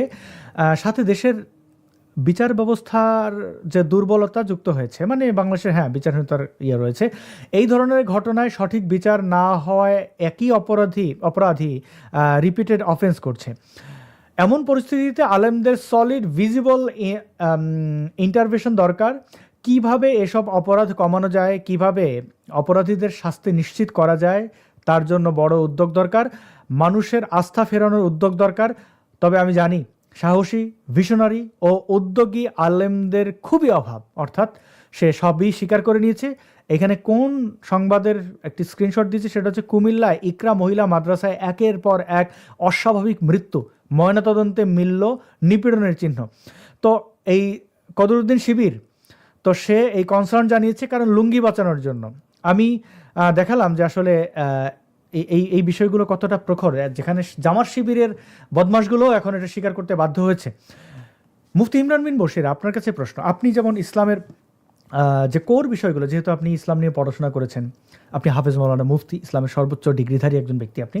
তো আপনি আমাদেরকে আলোকিত করে যাচ্ছেন কোরআন হাদিসের আলোকে। আপনি বিভিন্ন বিষয়ে অসঙ্গতিগুলো আমাদের সামনে তুলে ধরছেন। এ থেকে অনেক মানুষ আলোকিত হচ্ছেন। আমি বিভিন্ন জায়গায় ফিডব্যাক পেয়েছি যারা মাদ্রাসায় পড়েননি, যারা মনে করতেন যে আমরা যারা জেনারেল এডুকেশন থেকে এসেছি তারা আসলে কিছুই জানি না, বুঝি না, ইসলাম ধর্ম বুঝি না, কোরআন হাদিস বুঝি না। আপনাকে দেখে, বিশেষ করে মুফতি ইমরান বিন বশির আপনাকে এবং এর আগে মুফতি মাসুদ তাকে দেখে এই যে মানুষ আলোকিত হচ্ছেন, সেই সংখ্যাটা একটা বড় সংখ্যা। তো আপনি শুনলেন যে আমাদের হাফেজ এনাম বললেন যে তিনি মাদ্রাসায় নির্যাতন নিপীড়নটাকে বেশি ফোকাস করবেন। এই উদ্যোগটা নিয়ে আপনার কোনো ইনপুট থাকলে আপনি যদি আমাদেরকে বলতেন। এটা খুব ভালো উদ্যোগ। আসলে আমাকে অনেকেই বিভিন্ন মাদ্রাসায় ধরুন বলাৎকার হচ্ছে, নির্যাতন নিপীড়ন হচ্ছে, নানান ধরনের অপ্রীতিকর ঘটনা ঘটছে, এগুলো আমাকে মানুষ নিউজগুলো দেয় যে ভাই এটা নিয়ে ভিডিও বানান। কিন্তু আমি আসলে চাচ্ছি যে একাডেমিক কাজগুলো আগে করবার জন্য। ইসলামের হাজার অসঙ্গতি আছে, কোরআনের হাজার ভুল আছে, হাদিসের হাজার অবৈজ্ঞানিক বিষয়াদি আছে। তো সেই বিষয়গুলো আসলে আমি তুলে ধরতে চাই একাডেমিক কাজ। আমি এইটার পেছনে সময় যে নষ্ট হয়, সময় যে ব্যয় হয়, সেটার জন্য আমি সমসাময়িক বিষয়গুলো তুলে ধরতে পারি না। যদিও আমি জানি আসলে সমসাময়িক বিষয়গুলো তুলে ধরলেই আম মানুষ এটাই চায়। কারণ ধরুন কোনো একটা মাদ্রাসায় একটা ছাত্র নির্যাতনের শিকার হয়েছে এবং এটা নিয়ে খুব মানে ঘাটাঘাটি হচ্ছে, সমালোচনার ঝড় বইছে। সেই মুহূর্তে মানুষ সেটা নিয়ে ব্যস্ত থাকে এবং তারা চায়, বাংলাদেশে বহু মানুষ আছে যারা কথা বলতে পারছে না। বলাৎকার হচ্ছে মাদ্রাসায়। মাদ্রাসার বিরুদ্ধে যদি কথা বলে, তাহলে বলাৎকারের বিরুদ্ধে কথা বললে কিছু মানুষ এমন করে বলছে যে তুমি কোরআন হাদিসের বিরুদ্ধে কথা বলছো। লোকটা বলছে বলাৎকারের বিরুদ্ধে, ওই বলাৎকারকারী হুজুরের বিরুদ্ধে, অথচ তার নামে প্রচার করা হচ্ছে সে নাকি ইসলামের বিরুদ্ধে কথা বলছে, কোরআন হাদিসের বিরুদ্ধে কথা বলছে। তো ব্যাপার দেখা যায় যে কোনো একটা ঘটনায় মানুষ অনেক ব্যথিত থাকে, ভারাক্রান্ত থাকে। সেই বিষয় নিয়ে তারা ভিডিও চায়, আমাকেও রিকোয়েস্ট করে যে ভাই এটা নিয়ে কিছু কথা বলুন। তো আমি আসলে কয়টা নিয়ে কথা বলবো? আমি অলরেডি হয়তো তখন অন্য একটা ভিডিও নিয়ে কাজ করছি এবং এটা নিয়ে কথা বললে হয়তো ভিডিও শুট করা, এডিটিং প্রচুর সময় যায়। আর বাংলাদেশের প্রতিটা দিন হয়তো কোনো না কোনো একটা মাদ্রাসায় বলাৎকারের শিকার একটা ছাত্র হচ্ছেই। একই সঙ্গে অনেক ঘটনা। এসব নিয়ে যদি আমি ইমরান না, শত ইমরান কথা বললেও শেষ হবে না। তো আমি এগুলোকে স্কিপ করছি। তো এনাম এবং বিবি মরিয়ম যদি সমসাময়িক বিষয়গুলো তুলে ধরে, আমার কাছে মনে হয় এটা খুবই ভালো উদ্যোগ এবং খুব দরকার। কারণ আমি সমসাময়িক বিষয়গুলো তুলে ধরতে চাই না, অন্তত কয়েকটা বছর আমার মানে প্ল্যান আছে, পরিকল্পনা আছে আমি কি কাজ করব আগে। একাডেমিক কাজ করব, ওয়েবসাইট খুলবো, তারপর নাটক সিনেমার মাধ্যমে প্রকাশ করব। আমার স্বপ্নগুলো একটু অন্যরকমই। আমি ছোটখাটো বিষয়, যেমন ছোটখাটো বিষয় না আসলে, যে বিষয় নিয়ে মানুষ ব্যথিত হয়, সবাই চায় সেই বিষয় নিয়ে কেউ কথা বলুক। তখন মানুষ একটু আনন্দ পায় যে অন্তত এই বিষয়টা নিয়ে কথা বলেছে, যে বিষয়টা নিয়ে আমি ব্যথা পাচ্ছি, আমি কষ্ট পাচ্ছিলাম। দীপচন্দ্র দাস, একটা জীবন্ত মানুষকে পুড়িয়ে হত্যা করা হয়েছে। তো সেই মানুষটাকে নিয়ে পুরো দেশ তোলপাড়। তোলপাড় বলতে মানুষের হৃদয়ে রক্তক্ষরিত হয়েছে। তো সেই দিন যদি আমি অন্য একটা ভিডিও দেই, এটা অপ্রাসঙ্গিক মনে হয় এবং খুবই খাপছাড়া মনে হয়। কারণ সকলের হৃদয় খরিত হয়েছে দীপচন্দ্র দাসের জন্য। তো সেই বিষয়ে যদি ১-২ বাক্য যদি আমি না বলে অন্য বিষয়ে ভিডিও বানাই, দীপচন্দ্র দাসের হত্যার জন্য প্রতিবাদ না করি, এটা আসলে একটু বেমানান লাগে। তো আমি আমার অ্যা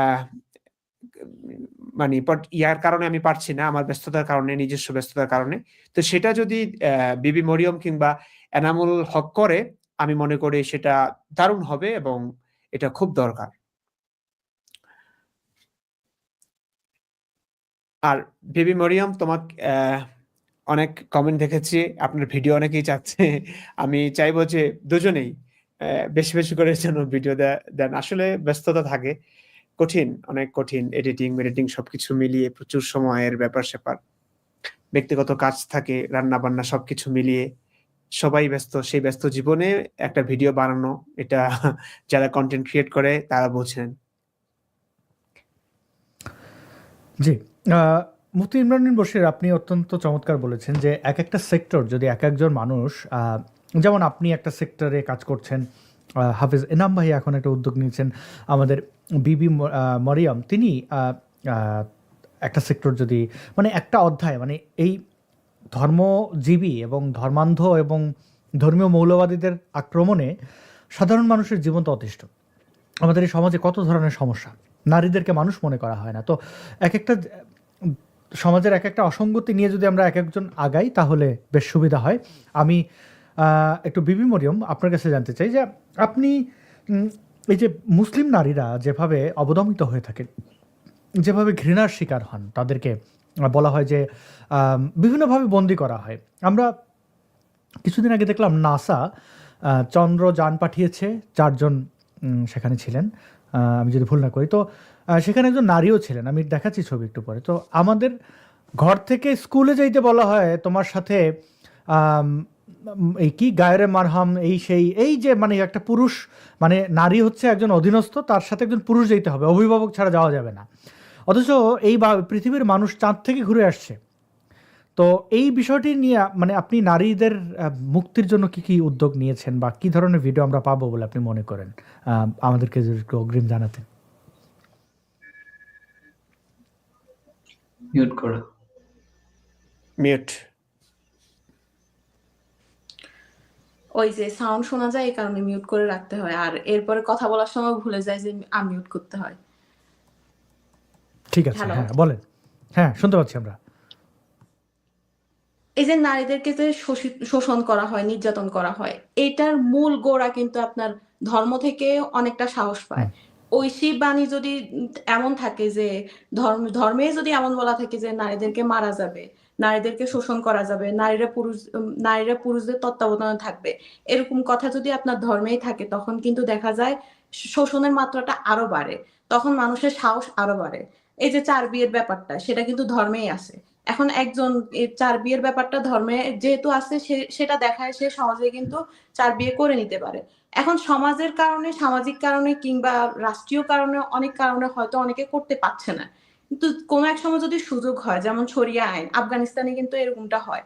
আফগানিস্তানে আপনার এরকমও আইন আছে যে স্বামী তার স্ত্রীর হাড় না ভাঙা পর্যন্ত তাকে পেটাইতে পারবে। অর্থাৎ আপনি তাহলে আমার এখানে একটা আসলে প্রশ্ন ছিল, যদিও মানে শুনতে খুব খারাপ লাগবে, হাড় না ভাঙা পর্যন্ত পেটাইতে পারবে। ধরেন একজন মানুষ তার স্ত্রীকে গলা টিপে হত্যা করলো, সেখানে কিন্তু হাড় ভাঙে নাই, তাহলে এটা কি তাহলে বৈধ তাদের আইনে? তো এরকমটা বাংলাদেশেও কয়েকদিন পর দেখবেন দেখা যাবে, কারণ যেভাবে আসলে এরকম বাড়তেছে, নির্যাতনের পরিমাণ বাড়তেছে, আপনার নিউজ চ্যানেল খুললে এরকম আমরা অহরহ দেখতে পাই। তারপরে দেখেন মানুষের মধ্যে ধর্মান্ধতাও বাড়তেছে।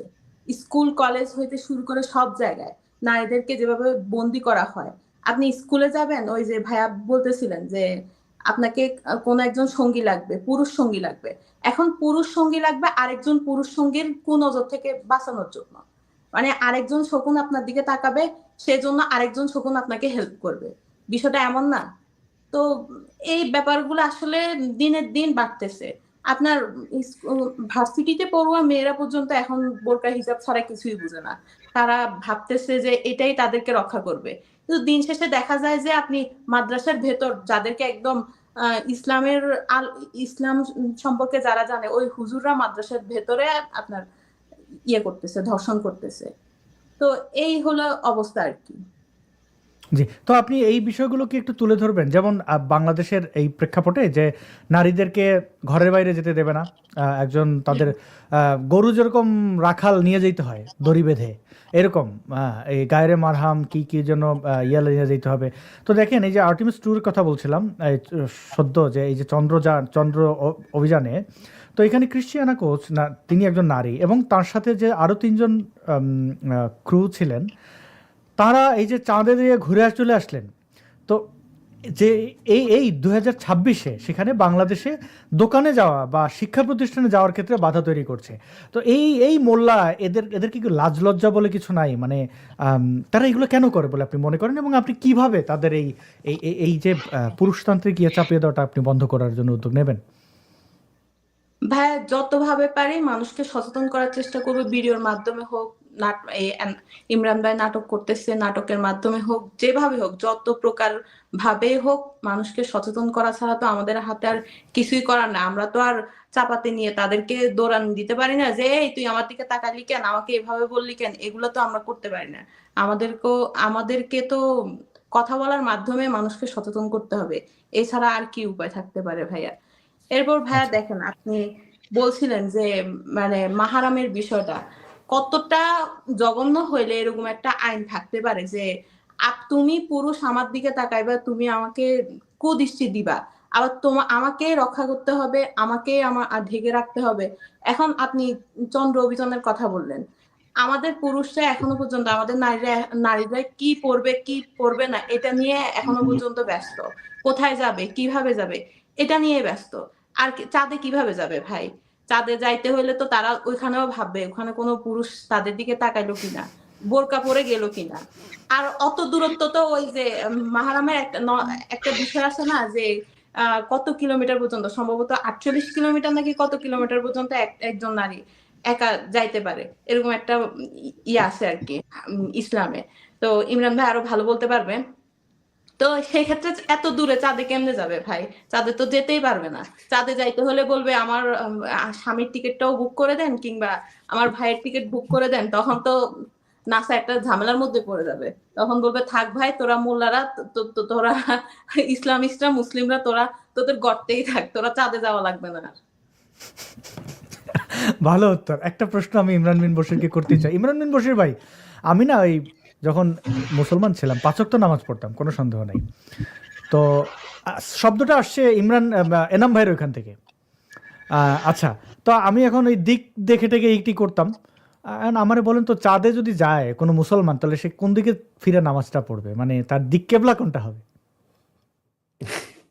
এগুলোর কোনো ভাই সমাধান তো একটা নাই। তো হচ্ছে যে নবীকে পৃথিবীর নিচে তো, তাই না? মক্কা এখন তো করতে হবে কি, আমরা যেরকম ডিগবাজি দিয়ে হাত নিচে দিয়ে পা উপরে দিতাম, তারা তো নামাজ ওইভাবে পড়তে হবে, কারণ তো তখন তো পৃথিবী তো নিচে। হ্যাঁ, এগুলো তো নবী কি কল্পনা করতে পেরেছে চাঁদে যেতে পারবে? নবী এগুলো তাছাড়া ওই যে আপনি একই দিনে ঈদ করার বিষয়টা নিয়ে রমজান রোজা রাখা, তারপর হচ্ছে রোজা ভাঙা, ঈদ করা, এই ব্যাপারগুলো নিয়ে যে হাদিসগুলো, এগুলো তো পুরোপুরি বিজ্ঞান বিরোধী। মানে নবী কল্পনাই করতে পারেনি যে আসলে পুরো পৃথিবীতে একই দিনে রোজা রাখা কিংবা একই দিনে ঈদ করা সম্ভব না। মানে সূর্য নবী কল্পনা করতে পারেনি এটা। যে কারণে তিনি যেমন দেখেছেন চাঁদ দেখে তোমরা রোজা রাখো, চাঁদ দেখে রোজা ভাঙো। ধরুন সৌদি আরবে যেদিন চাঁদ উঠেছে সেদিন বাংলাদেশে উঠে নাই। তো নবী এই জিনিসটা বুঝতেই পারেনি আসলে, নইলে তো বিধান চেঞ্জ হতো। একই দিনে ঈদ করার যে একটা মতানৈক্য আছে, যেটা নিয়ে কত কামড়াকামড়ি এখনো, কত খেয়া এক এক আলেমরা এক এক ধরনের কথাবার্তা বলছেন। তো এগুলো অনেক বিষয় আছে, মানে পুরোপুরি নবীর, আপনি যেটা বলছেন এটা তো আসলে ইসলামের বাইরের অংশ। এটা নবীর কল্পনাতেই আসে নাই। সুতরাং এটা আর কি বলবো, এটা নিয়ে কোনো কথা নাই। সেটা না, আমার একটা কোয়েশ্চেন তো ছিল যে এখানে নামাজ পড়বে কেমনে, মানে পৃথিবী নিচে মক্কা নিচে, এটা তো বড় ধরনের বেয়াদবিও আর কি। মানে আসলে যারা ওই পর্যন্ত গেছে তারা নামাজ কেন পড়বে ভাই? তারা এত উপরে উঠে গেছে, তারা ওই ধর্মান্ধতা থেকে নিশ্চয়ই প্রযুক্তি নির্ভর হয়েছে, বিজ্ঞান মনস্ক হয়েছে বলেই তো তারা এত উপরে উঠতে পেরেছে এবং এত বড় একটা চ্যালেঞ্জিং কাজ করতে পেরেছে। তো তাদের নামাজ পড়বার প্রশ্নই আসে না। তারা এসব নিয়ে দোস্ত, ভাববে। আমার একটা বিষয় জানার ছিল, বুঝছো? ওই যে নবী যে চাঁদ দ্বিখণ্ডিত করছে না হাতের ইশারায়, এটার মানে মূল ঘটনাটা কি? এটা আমার জানার খুব ইচ্ছে ছিল, যে আসলে নবীজি হ্যাঁ, নাসা যে একদম গেল, তারা কি পৃথিবীর এই চাঁদ দ্বিখণ্ডিত দেখে আসলো না? চাঁদ তো না, সেটাই তো আমার প্রশ্ন। না ভাই, এটা মুমিনরা এরকম একটা গুজব ছড়াইলো না, নীল আর্মস্ট্রং চাঁদে গিয়েছে, তারপর চাঁদের মধ্যে ফাটল দেখলো, ওইটা দেখে মুসলমান হয়ে গেল, এরকম একটা বললো না? তা আপনি এটা শুনেন নাই? হ্যাঁ, এটা শোনার হ্যাঁ, পর স্বয়ং আপনাদের ইমান পাকাপোক্ত স্বয়ং হয় নাই? আজারিও বলছিল। আজারি তো আজহারি এসব বললে তো ধরা খেয়েছে, মিথ্যা কথা বলে তো এসব। এইগুলা বলার পরও আবার এই ধরনের প্রশ্ন কেন করেন যে চাঁদ দ্বিখণ্ডিত না না হয়েছে না কি না, হয় নাই? আমার প্রশ্ন ছিল না, হচ্ছে গিয়ে যে নবী যে অনেকেই প্রশ্ন চাঁদের করে। দ্বিখণ্ডিত হ্যাঁ, করছে, এনাম যেটা এটার মূল বলেছে, ঘটনাটা কি ছিল? যে অনেক নবী কেন মুমিন করছে ভাই এটা? কিংবা যারা সংশয়বাদী তারাও প্রশ্ন করেন যে ভাই এমন অলৌকিক অদ্ভুত কাণ্ডটা তো ঘটেছে বলে কোরআন হাদিসে পাওয়া যায়। সূরা কমার আছে, ইকতারাবাতিস সাআতু ওয়ানশাক্কাল কমার, কিয়ামত নিকটবর্তী হয়েছে এবং চন্দ্র দ্বিখণ্ডিত হয়েছে, কোরআনেও আছে এবং অনেক হাদিসে আছে, এটা পাওয়া যায়। তো ব্যাপারটা বোঝার জন্য আসলে সাইকোলজিক্যাল ব্যাপারটা ভালো করে বুঝতে হবে। আমাদের বাংলাদেশে সাঈদীকে চাঁদে দেখা গেছে এমন একটা কথা কিন্তু একটা সময় সরব হয়ে উঠেছিল এবং প্রচুর মানুষ, বিপুল সংখ্যক মানুষ কিন্তু বিশ্বাস করেছে এটা। বিশ্বাস করেছে এবং তারা হত্যাও করেছে মানুষকে, বিশেষ করে হিন্দুদেরকে হত্যা করেছে সাঈদীকে চাঁদে দেখাকে কেন্দ্র করে। চিন্তা করার অবস্থা। তো এটা হচ্ছে ওই যে আমি যাকে ভালোবাসি তাকে মনে সে নাই, তারপরে তাকে দেখছি পাতায় পাতায়, তারায় তারায় আমি তাকে দেখছি। ব্যাপারটা এরকম। নবীজির অন্ধভক্ত যারা ছিল, তো তারাই তো এই হাদিসগুলো বর্ণনা করেছে। তো তারা দেখতেও পারে, তাদের দেখা না দেখা সমান, কিন্তু বাস্তবে আসলে এটা যে ঘটেছে এটা কেউ বলতেই পারবে না। এগুলো কোনোটাই অলৌকিক। পুরো ইসলাম জুড়ে অলৌকিক কিচ্ছু নাই। অলৌকিক বলতে পুরো পৃথিবীতে কিছু নাই আমার কাছে মনে হয়। প্রত্যেকটা জিনিসেরই একটা ব্যাখ্যা আছে, যেটা সম্পর্কে আমরা জানি না, তখন হয়তো এটাকে আমরা অলৌকিক বলি, অদ্ভুতরে বলি। অদ্ভুতরে কিছু নাই, সবকিছুই খুবই লৌকিক। এই যে দেখেন একটা সেলফি, নাসার এই যে ক্রিশ্চিয়ানা, তার এটা দেখেন পৃথিবীকে রেখে একটা সেলফি। আমরা কত মানুষ কতভাবে সেলফি তুলি। একজন নারীর কাছে এটা প্রশ্ন, মানে যারা দেখছেন আমাদেরকে, যে দেখুন আপনি কখনো ভাবতে পারেন এরকম একটা সেলফি তুলবেন যেখানে আমাদের এই যে নীল গ্রহ, এত সুন্দর একটা গ্রহ, আপনি মহাকাশ থেকে সেই মানে চাঁদের কাছাকাছি বসে আপনি পৃথিবীকে কেন্দ্র করে আপনি একটা সেলফি তুললেন। মানে কি অসাধারণ! কোথায় পৃথিবী, আমরা কোথায় আছি? কোরআন থেকে বিজ্ঞান খুঁজছি, সাইদিকে চাঁদে দেখা যাচ্ছে। আশ্চর্য। আচ্ছা ভাই, আমার একটা প্রশ্ন। এই যে চাঁদ দ্বিখণ্ডিত হওয়ার বিষয়টা, চাঁদ যদি দ্বিখণ্ডিত সত্যিকার অর্থে হয়ও, ধরলাম হয়ে গেল, তো চাঁদ কি ছোট মোটো একটা বল নাকি? এত বিশাল একটা চাঁদ যদি দ্বিখণ্ডিত হয়ে বলা আছে যে পাহাড়ের এপারে ওপারে পড়লো, পাহাড়ের থেকেও তো চাঁদ বড় হওয়ার কথা, তাই বিষয়টা তো ভাই মিললো না।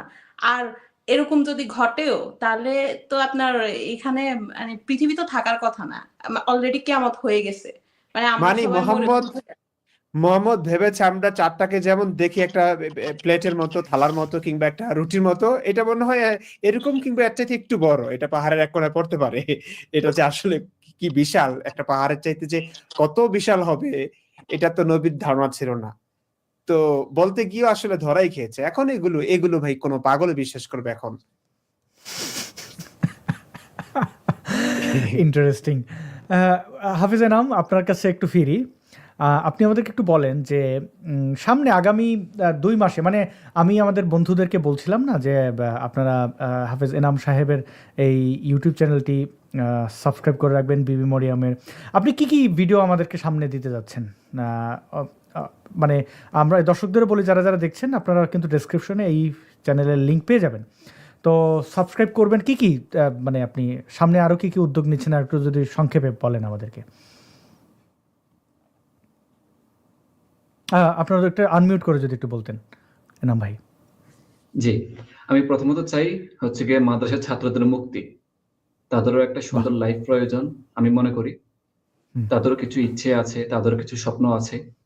আমি চাই তারা তাদের যে একটা জেলখানা নামক মাদ্রাসা, সেখান থেকে বের হয়ে তারা ভালো কিছু করুক, দেশের জন্য কিছু করুক, জাতির জন্য কিছু করুক।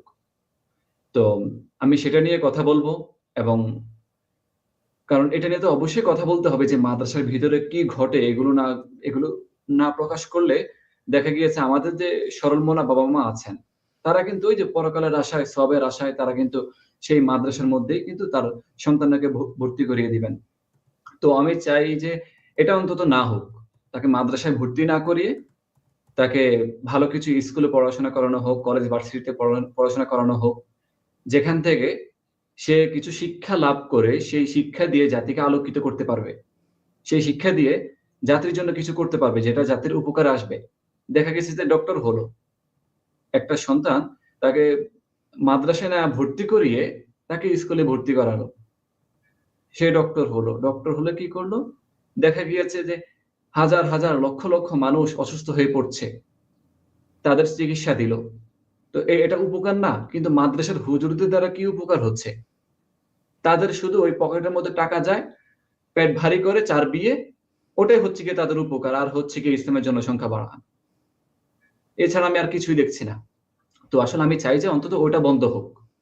তাদের চারবিয়ে আর হচ্ছে গিয়ে যে মানুষের ঘরে ঘরে খাবার খাওয়া, তারপর হচ্ছে গিয়ে যে মানে কি বলবো, যে ধর্মের মধ্যেই যে ছোট ছোট বাচ্চাদেরকে দাওয়াত দিয়ে এনে এনে যে তাকে মাদ্রাসায় ভর্তি করান, তাকে মাদ্রাসার মধ্যে পড়াশোনা করান, আপনিও জান্নাত লাভ করবেন। আপনার সন্তান যদি হাফেজ হয়, আপনার ফ্যামিলির 10 জনকে সে জান্নাতে নিতে পারবে। তো আমি চাই যে এসব অন্তত বন্ধ হোক। আমি চাই যে প্রত্যেকটা আমরা যারা একটা ভিডিও দেখি কেমন, হাফেজ জি। সাহেব একটা ভিডিও দেখি, এটার সাথে খুবই হবে। এই যে দুটো ছেলেকে দেখতে পাচ্ছেন, আহ, আমার আসলে এই সাহস নাই, তাও দেখি আর কি। আমি দর্শকদের কাছে ক্ষমা চাই যে আমি যদি একটু ইমোশনাল হয়ে যাই, এগুলো দেখতে চাই না, কিন্তু Saya kun mata pernah kun mata antri mata sa talak এইগুলা জিঞ্জিল কে মারছে হুজুরে আর তোমার কে মারছে কোন দিন মারছে তারপরে তুমি কেমন আইছো মাথার থেকে তারপরে জিঞ্জিল তালা মারি দিছে তোমার নাম কি সবুজ তোমার বাড়ি কো সানপুর তোমার বাড়ি কো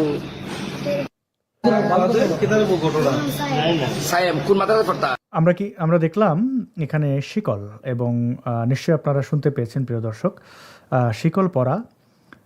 এইগুলো কোনো বিচ্ছিন্ন ঘটনা নয়, হাজারো ঘটনা এরকম দেখানো, লাখ লাখ লাখ ঘটনা দেখানো যাবে।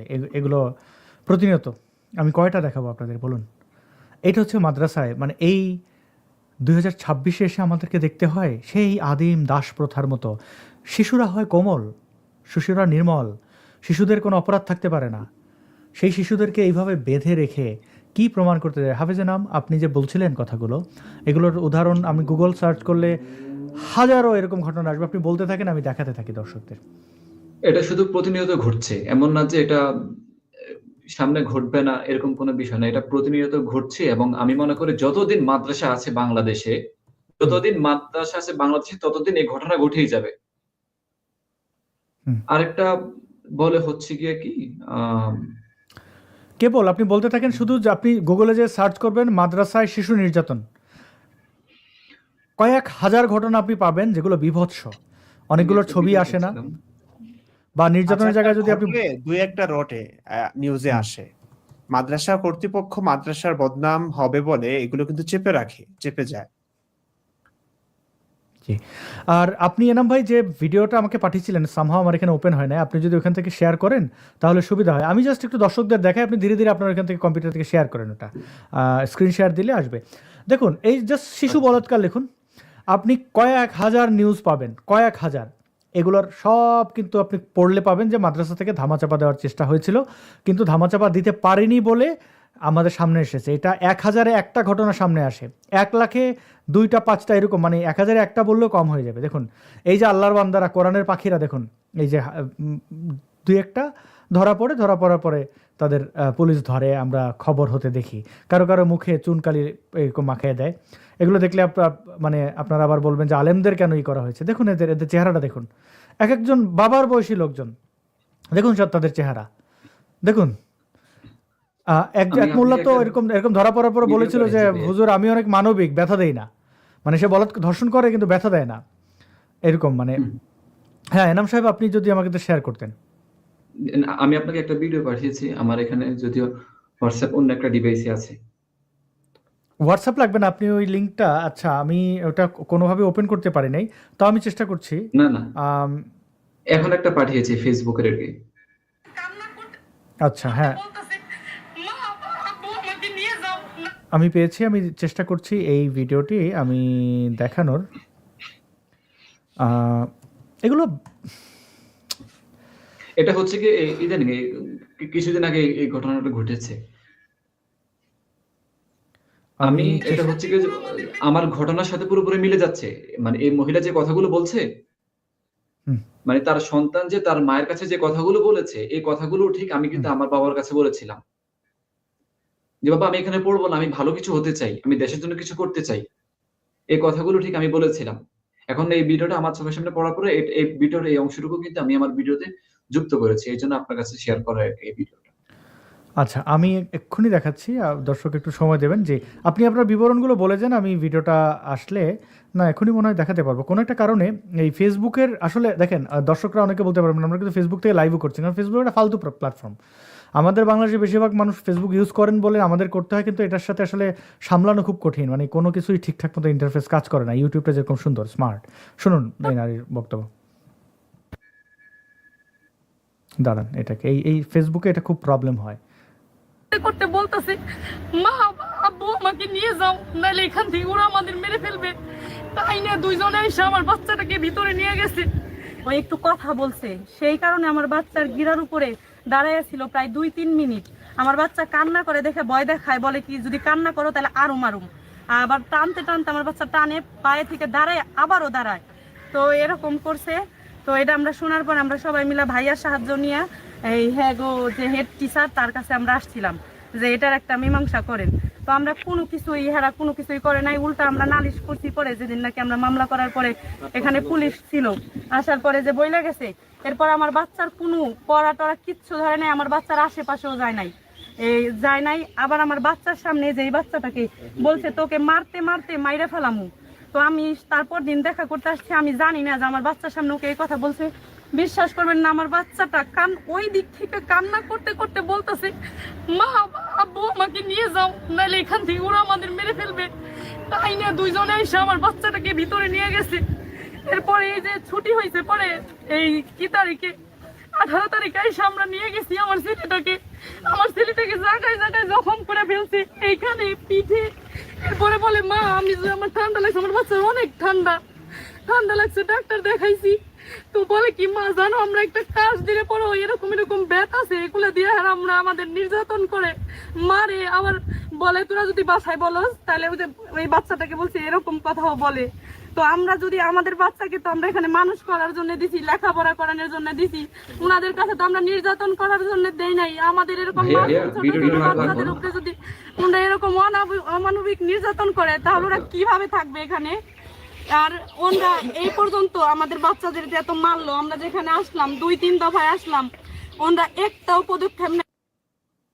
জি, আমরা দেখলাম যে আপনি একটা কিছু বলছিলেন, দাঁড়ান জি, জি। একটু এটা সাউন্ডটাই করি, নাহলে একো হবে। দেখুন এই ভিডিওটা যখন চলছে তখন একজন মুসলমান লিখেছেন শয়তানের লাইভ চলছে। এই হচ্ছে তাদের, মানে এরা মানুষ, ছি। আমি বললাম না জি। যে মাদ্রাসায় বলাৎকারের বিরুদ্ধে কথা বললে ওরা আমাদেরকে বলে যে তোরা কোরআন হাদিসের বিরুদ্ধে কথা বলছিস, তোরা নাস্তিক। এই হচ্ছে অবস্থা। ভাইয়া এই ভিডিওটা আমি যতবার দেখেছি আমার ততবার কান্না চলে এসেছে, আমার চোখ দিয়ে পানি পড়েছে, বুঝছেন? এই বিষয়টাই ঠিক, কিন্তু আমার চোখের সামনে ঘটেছে, যেটা আমি দেখেছি।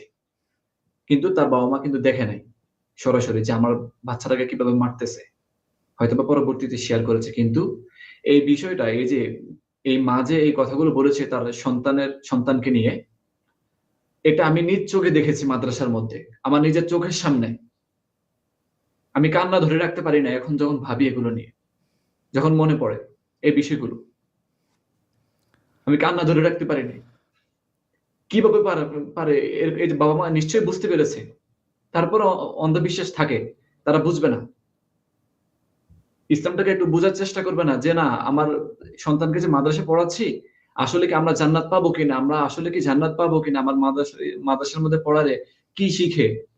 আমরা একটু অর্থ সহ আগে আমরা নিজেরা বুঝে শুনে পড়ি। তো আমি সেসব বাবা মাদেরকে আমি অনুরোধ করবো যে দেখুন, আপনারা মাদ্রাসায় ভর্তি না করিয়ে অন্তত যে জায়গার মধ্যে ভর্তি করালে আপনাদের সন্তান ভালো থাকবে, সুস্থ থাকবে, তার স্বপ্ন পূরণ করতে পারবে, তার যেটা ইচ্ছে থাকে যে আমি স্কুলে পড়াশোনা করব, তাকে সেখান থেকে জোর করে টেনে কখনো মাদ্রাসায় ভর্তি করাবেন না। আমি চাই যে আপনাদের সন্তানের যেটা ইচ্ছা, তাদের যেটা মন চায়, তাদের যেটা ইচ্ছে জাগে যে না আমার এটা স্বপ্ন, আমি এটা পূরণ করব, আমি মনে করি আপনি বাবা মা হিসেবে এইটুকু কর্তব্য আপনার পালন করা উচিত। আপনার সন্তানের ভবিষ্যৎ, আপনার সন্তান আসলে কি চায় সেটার উপর ডিপেন্ড করে, কাউকে জোর করে না, সওয়াবের আশায় না। আপনি যদি সওয়াবের আশায় ভর্তি করাতেই চান তাহলে আগে আপনি ইসলাম সম্পর্কে আগে জানুন, এই কথাটা বলবো। জি। তো আসলে এই ভিডিওগুলো আমি আমার চোখের সামনে যত পড়ে আসলে ততই আমি কান্না করি, আমার কান্না চলে আসে।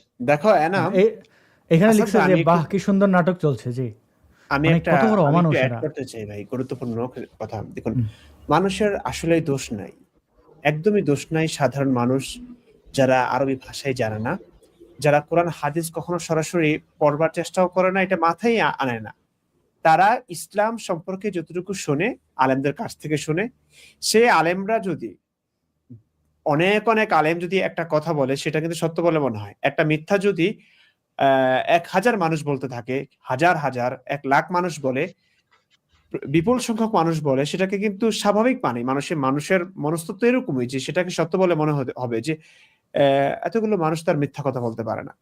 তো আলেমরা যা করছে, মূল ইসলাম তো না দেখিয়ে ওরা বিকৃত ইসলাম দেখাচ্ছে ওদের স্বার্থে ওরা। আমি কয়েকটা উদাহরণ, এই সামনে আমার হিজড়াদের নিয়ে একটা কন্টেন্ট আসবে, আসাদ ভাই আপনাকে বলে রাখি, আমরা একসঙ্গে উপস্থাপনা করব এবং স্ক্রিপ্ট আমি লিখেও ফেলেছি অলরেডি।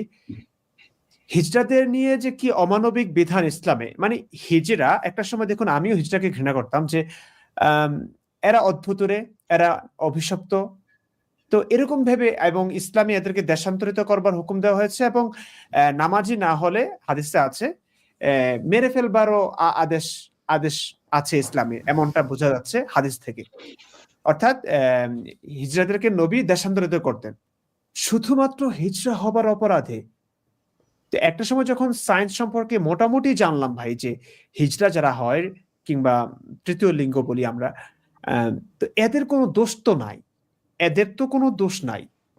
তো ইসলামিক দৃষ্টিকোণ থেকে হিজড়াদের ব্যাপারে যা বলা হয় যে এরা জিনের সন্তান, মানে অপবিত্র অবস্থায়, হায়েজ অবস্থায়, মানে পিরিয়ড চলাকালীন অবস্থায় যদি সঙ্গম করে, সেই সঙ্গমে নাকি শয়তানও শরীক হয়, শয়তানের বীর্যের একটা অংশ মায়ের ডিম্বাণুতে যায়, তখন নাকি এই হিজড়া সন্তান হয়। এই যে আজগুবি অবৈজ্ঞানিক একটা কথা। তো যেটাই হোক, যদি ইসলামিক ব্যাখ্যা বিশ্লেষণটাই আমি ধরি, তাতেও তো একটা হিজড়া, যে শিশুটা হিজড়া হয়ে জন্মেছে তার কোনো দোষ নাই, সেই হিজড়াকে কেন দেশান্তরিত করবে? সেই হিজড়াকে কেন মানা হবে? সেই হিজড়াকে নিজ বাড়িতে, একটা মানুষ, একটা শিশু জন্মাবার পর তার সবচেয়ে নিরাপদ আশ্রয় হচ্ছে তার বাড়িটা, তার মায়ের বাড়ি, বাবার বাড়ি, এবং তার জন্য সবচেয়ে প্রয়োজন হচ্ছে তার পিতামাতার ভালোবাসা। একটা শিশু হিজড়া হয়ে জন্মালে তার পিতামাতার ভালোবাসাটাও সে পায় না, সে তার নিজ বাড়িতে পর্যন্ত থাকতে পারে না, বাধ্য হয়ে সমাজের হিজড়াদের সঙ্গে মিলেমিশে তখন চাঁদাবাজি করে, যেটা কারণে হয়তো আমাদের সমাজ হিজড়াদেরকে একটু ভয় পায় কিংবা ঘৃণা করে, কিন্তু এর কারণটা আসলে কি এটা দেখে না। তো যেটাই হোক, আমি যেটা বলতে চাচ্ছি, এই ব্যাপারটা এখনকার মানুষ সবাই বুঝে যে হিজড়াদের দোষ নাই, হিজড়াদের ওপর অমানবিক বিধান এগুলো তো হতেই পারে না। তো ইসলামের এই বিধানগুলো সহিহ হাদিসের কথা ভাই, এই কথাগুলো কিন্তু আজহারি, আহমদুল্লাহ কেউ শোনাবে না। তাদের বক্তব্যে আপনি শুনবেন না হিজড়ারা তো মানুষ এবং হিজড়াদের অধিকার নিয়ে তারা কথা বলছে। আমি অবাক হচ্ছি, ইসলাম নাকি হিজড়াদের অধিকার দিয়েছে, যেখানে নবী হিজড়াদেরকে দেশান্তরিত করবার নির্দেশ দিয়েছে, নামাজি না হলে তাকে মেরে ফেলবার আদেশ আছে হাদিসে, স্পষ্ট হাদিসে, একাধিক হাদিসে। সেই নবীর ইসলাম প্রচার করবার ক্ষেত্রে আলেমরা বলছে হিজড়াদের নাকি ইসলাম অধিকার দিয়েছে। কেমনটা লাগে? তো মানুষ তো ইসলামটাকে সত্য, সুন্দর, সভ্য মনে করবেই, মানুষ তো আর কোরআন হাদিস খুলে দেখবে না। তো মানুষের আসলেই দোষ নাই। যেই মা, যে শিশুরা বলাৎকারের শিকার হয়ে মায়ের কাছে এসেছে, হ্যাঁ, ব্যথা পেয়ে কিংবা মারা গেছে, সেই মাটা পর্যন্ত বলে যে না এটা হুজুরদের দোষ হবে, এটা তো ইসলামে নাই। তারপরেও কিন্তু ইসলামটাকে সে ভালোবাসছে, তারপরেও সে ইসলামটাকে ভালোবাসছে। মানুষ, সাধারণ মানুষের দোষ নাই। এবং এটা আমরা বলা যারা, যায় না দোস্ত, আরেকটু অ্যাড করি, এটা বলে যে যেখান দিয়ে হুজুরে মারে ওই জায়গাটা জান্নাতে যায়, এটাও আচ্ছা, কিন্তু বলে। এটা বাদ এটা দাও, বলে কিন্তু এবং শান্তি আমরা পায়। যারা সত্য কথা বলবো, ইসলামের সত্য রূপ, স্বরূপটা মানুষের কাছে তুলে ধরবো, আমরা যারাই তুলে ধরতে চাই তাদেরকে তো মেরেই ফেলা হয়। আমাদের বলবার জন্য কত কিছু ত্যাগ করতে হয়েছে, নিজ দেশ, নিজ ঘর, বাবা মায়ের ভালোবাসা, আত্মীয় স্বজনের ভালোবাসা, সব কিছু বিসর্জন দিয়ে আমাদের কথা বলার অধিকারটুকু অর্জন করতে হয়েছে। নইলে আজকে দেশে থাকলে আমাকে মেরে ফেলা হতো। আমার জাস্ট একটা কমেন্টের কারণে আমার স্বজাতি মাদ্রাসায়, যেখানে আমার পুরো জীবন ও যৌবনটা ব্যয় করেছি, তারা আমাকে মারতে চেয়েছে। যে ইসলামের জন্য জীবন দিতে চেয়েছে, জীবন নিতে চেয়েছে মানুষের, সেই ইসলামিস্টরা আমাকে মারতে চেয়েছে শুধুমাত্র একটা যৌক্তিক কথা বলবার কারণে, যেটা ধর্মের বিরুদ্ধে হয়তো গেছে। তো আমার ব্যথা লেগেছে এই কারণে, আমি ভাবলাম যে না, আমাকে কথা বলতেই হবে। আজকে আমার মতো যারা কথা বলেছে তারা নৃশংসভাবে হত্যার শিকার হয়েছে, তারা আজ নাই। আমি একা কথা না বললে হবে না। তা আমি এই সাহসটা করলাম। তো এখন আমরা যে কথা বলছি, আমাদের ব্যাপারে কি বলা হয়? নোংরামো তো করাই হয়, ইহুদি খ্রিস্টানদের টাকা খেয়েছি। এই যে এত অত্যাচার, এত নির্যাতন, এত কিছু বিসর্জন, এগুলো স্বীকার করলেও তো মোটামুটি মানান যায়। এই যে চেহারা দিন দিন খারাপ হচ্ছে, ভাই আমার ঘুম হয় না, ডাক্তারের কাছে যাই। আপনি আসাদ ভাই আমার অবস্থাটা অনেকে জানেন, এনাম তো জানেই আমার কি অবস্থা আজকে। কেন? কাদের জন্য? এই যে স্বজাতির অত্যাচার, নির্যাতন, নোংরামি, এগুলো আমরাও তো দিন শেষে মানুষ, রক্ত মাংসে গড়া মানুষ, আমাদের খারাপ লাগে, আমাদের অনুভূতি আছে। যাদের মুক্তির জন্য কাজ করছি, যাদের ভালোর জন্য কাজ করছি, তারা আজকে আমাদেরকে এভাবে দুষছে, এভাবে অপরাধী বানিয়ে দিচ্ছে, এভাবে মারবার চেষ্টা তো করছে, মারতে না পারে এখন সম্মান হানি করবার জন্য যা যা করা দরকার তাই করছে। ফেসবুকটা নাই, ফেসবুক নিয়ে গেছে, আবার আসবে, আবার নিয়ে যাবে, এভাবেই করছে ওরা। কাছে পেলে মারে, কাছে না পেলে মান সম্মানে আঘাত করে, যা ইচ্ছা করছে। এবং দিন শেষে এখন আমরা যে সত্য কথাগুলো বলছি রেফারেন্স দিয়ে বলে যাচ্ছে যে নাস্তিকদের কথা শোনা যাবে না। সাধারণ মানুষের কাছে ওরা বলে দিচ্ছে ওরা নাস্তিক, নাস্তিকদের কথা শোনা যাবে না, নাস্তিকদের কথা শুনলে ঈমান নষ্ট হবে। এখন মানুষ আমাদের কথা শুনছে না। যারা সচেতন করবে, যারা সজাগ ও সতর্ক করবে, তাদের কথা শোনা হারাম করে দিচ্ছে। এখন সাধারণ মানুষ জানবে কিভাবে? সাধারণ মানুষ জানবে কিভাবে ইসলাম আসলে কেমন, প্রকৃত ইসলাম কেমন, তাদের নবী আসলে কত বড়, কি বলবো আর। আজকে আলেমরা, এই যে আহমদ আজহারি, আস্ত একটা নাস্তিক ভাই, সবচেয়ে বড় নাস্তিক বাংলাদেশের, শুধুমাত্র ইসলামটাকে ব্যবহার করছে, ব্যাস কোটি কোটি মানুষের ভালোবাসা করে নিচ্ছে। আজকে আমরা সত্য বলে, আজকে আমরা মানুষের কাছে খারাপ। অথচ এরা এই যে বোকাদের, সর্বনা মানুষদের মাথায় কাঁঠাল ভেঙে খাচ্ছে, এই আহমদুল্লাহ আজহারিরা। আজহারি কি জানে না যে নবী হিজড়াদের দেশান্তরিত করবার নির্দেশ দিয়েছে? সেই আজহারি কিভাবে বলে যে ইসলাম হিজড়াদের অধিকার দিয়েছে, হিজড়াদের পক্ষে কথা বলে হিজড়াদের ভালোবাসা পর্যন্ত কুড়িয়ে নিয়েছে। হিজড়ারা আজহারিকে ভালোবেসে তাকে নিয়ে ভিডিও করছে যে আমরা আজহারির কথা শুনি, বাহ ইসলাম কত সুন্দর, সবাই আমাদেরকে তাড়িয়ে দিচ্ছে, ছুড়ে ফেলে দিচ্ছে, ইসলাম আমাদেরকে একদম কাছে টেনে নিয়েছে। কোথায় ইসলাম আর কোথায় মানে আজহারি? তো মানুষ খুবই দুঃখজনক। আলেমদের হাতে সবকিছু। আর মানুষ সচেতন হচ্ছে, হয়তো একটু সময় লাগবে। 1400 বছরের আবর্জনা, এটা দূর হতে হয়তো আরো 1400 বছর লাগবে। এখন যতটা সজাগ ও সচেতন হতে শুরু করেছে মানুষ, আমার মনে হয় না ভাই বেশি দিন আছে ইসলামের বয়স। পৃথিবীতে বহু ধর্ম ছিল, বহু জনপ্রিয় ছিল, বহুল জনপ্রিয় ধর্মগুলোর অস্তিত্ব পর্যন্ত আজকে নাই। কোনো মানুষ তার নামটা পর্যন্ত জানে না, একজন অনুসারী পর্যন্ত নাই, পুরোপুরি বিলীন, পুরোপুরি হাওয়া হয়ে গেছে। ইসলাম আজ আছে, কাটাকাটি আর আতঙ্ক সৃষ্টি করে, হ্যাঁ, গোজামিল দিয়ে। 100 বছর পরে দেখবেন ইসলামের অস্তিত্ব থাকে কিনা, কিংবা 500 বছর পর, কিংবা 1000 বছর পর, সময় হয়তো লাগবে, কিন্তু থাকবে না, ইসলামও থাকবে না। পৃথিবীতে হাজার হাজার ধর্ম ছিল, এখন নাই। এখন যে ধর্মগুলো আছে এগুলো একটা সময় থাকবে না। কিন্তু মানুষ এখন ভুগছে, এই ইসলামের বর্বরতার শিকার, নির্যাতনের শিকার এখন মানুষ হচ্ছে। তাই আমাদের কথা বলা দরকার। অন্তত একটা মানুষ যদি সজাগ ও সচেতন হয়, আমরা মনে করি আমাদের কাজ, আমাদের এত এত প্রচেষ্টা, এত এত পরিশ্রম সার্থক। ব্যাস, আমরা এটাই মনে করি। অনেক ধন্যবাদ ইমরান বিন বশির। আমরা আসলে সেভাবে মানুষের জন্যই যেহেতু কাজ করছি, সেই কাজটা করব, এবং নিন্দা ঘৃণা থাকবে, আপনাকে আক্রমণ করবে, এটা আপনার পুরস্কার হিসাবে নেবেন। যতই আপনাকে আক্রমণ করবে এগুলো আমলে নেবেন না। ফেসবুক এমনিতেই ভালো প্ল্যাটফর্ম না, কিন্তু যতবার নষ্ট করবে আপনার ফেসবুক ফেরত আসবে। আর এটাই আর কি। যারা দর্শক দেখছেন, আপনাদের অনুরোধ থাকবে যে আপনারা ইউটিউবে আমাদেরকে ফলো করতে পারেন, এটা সবচেয়ে আমাদের জন্য সুবিধা হয়, কনভিনিয়েন্ট অনেকটা। ফেসবুকের কোনো ঠিক ঠিকানা নেই। তো আমি যে চ্যানেলগুলো দেখালাম, আরেকবার একটু দেখাই যে কোথায় কোথায় আপনারা পাবেন। আচ্ছা, দেখতে পাচ্ছেন যে এটা হচ্ছে যে হাফেজ এনামুল হক, তার ইউটিউব চ্যানেল, যেটা ডিসক্রিপশনে লিঙ্ক দেওয়া রয়েছে। এটি এনামুল হকের ফেসবুক পেজ, আপনারা ফলো করতে পারেন। এবং এটা বেবি মরিয়ামের ইউটিউব চ্যানেল, এবং মুফতি ইমরান বিন বশির তার নামটি লিখে সার্চ করলেই তো চলে আসে, পেজ চলে আসে। এবার হচ্ছে যে কয়েকটা কমেন্ট পড়ে আমরা শেষ করে দেই নাকি? কি বলেন জি জি ইমরান ভাই? শেষ জি করে জি দিতে পারি, জি মানুষকে বেশি কষ্ট লম্বা দিতে না করে আমাদের আজকের উদ্দেশ্যই ছিল যে হাফিজ এনাম ভাই তিনি ভিডিও নির্মাণ করবেন এখন থেকে, এটি জানানো। এবং আরেকটি বিষয় ছিল যে আমাদের বিবি মরিয়ম তিনি বেশ বেশ শক্তভাবেই আর কি তিনি শুরু করছেন।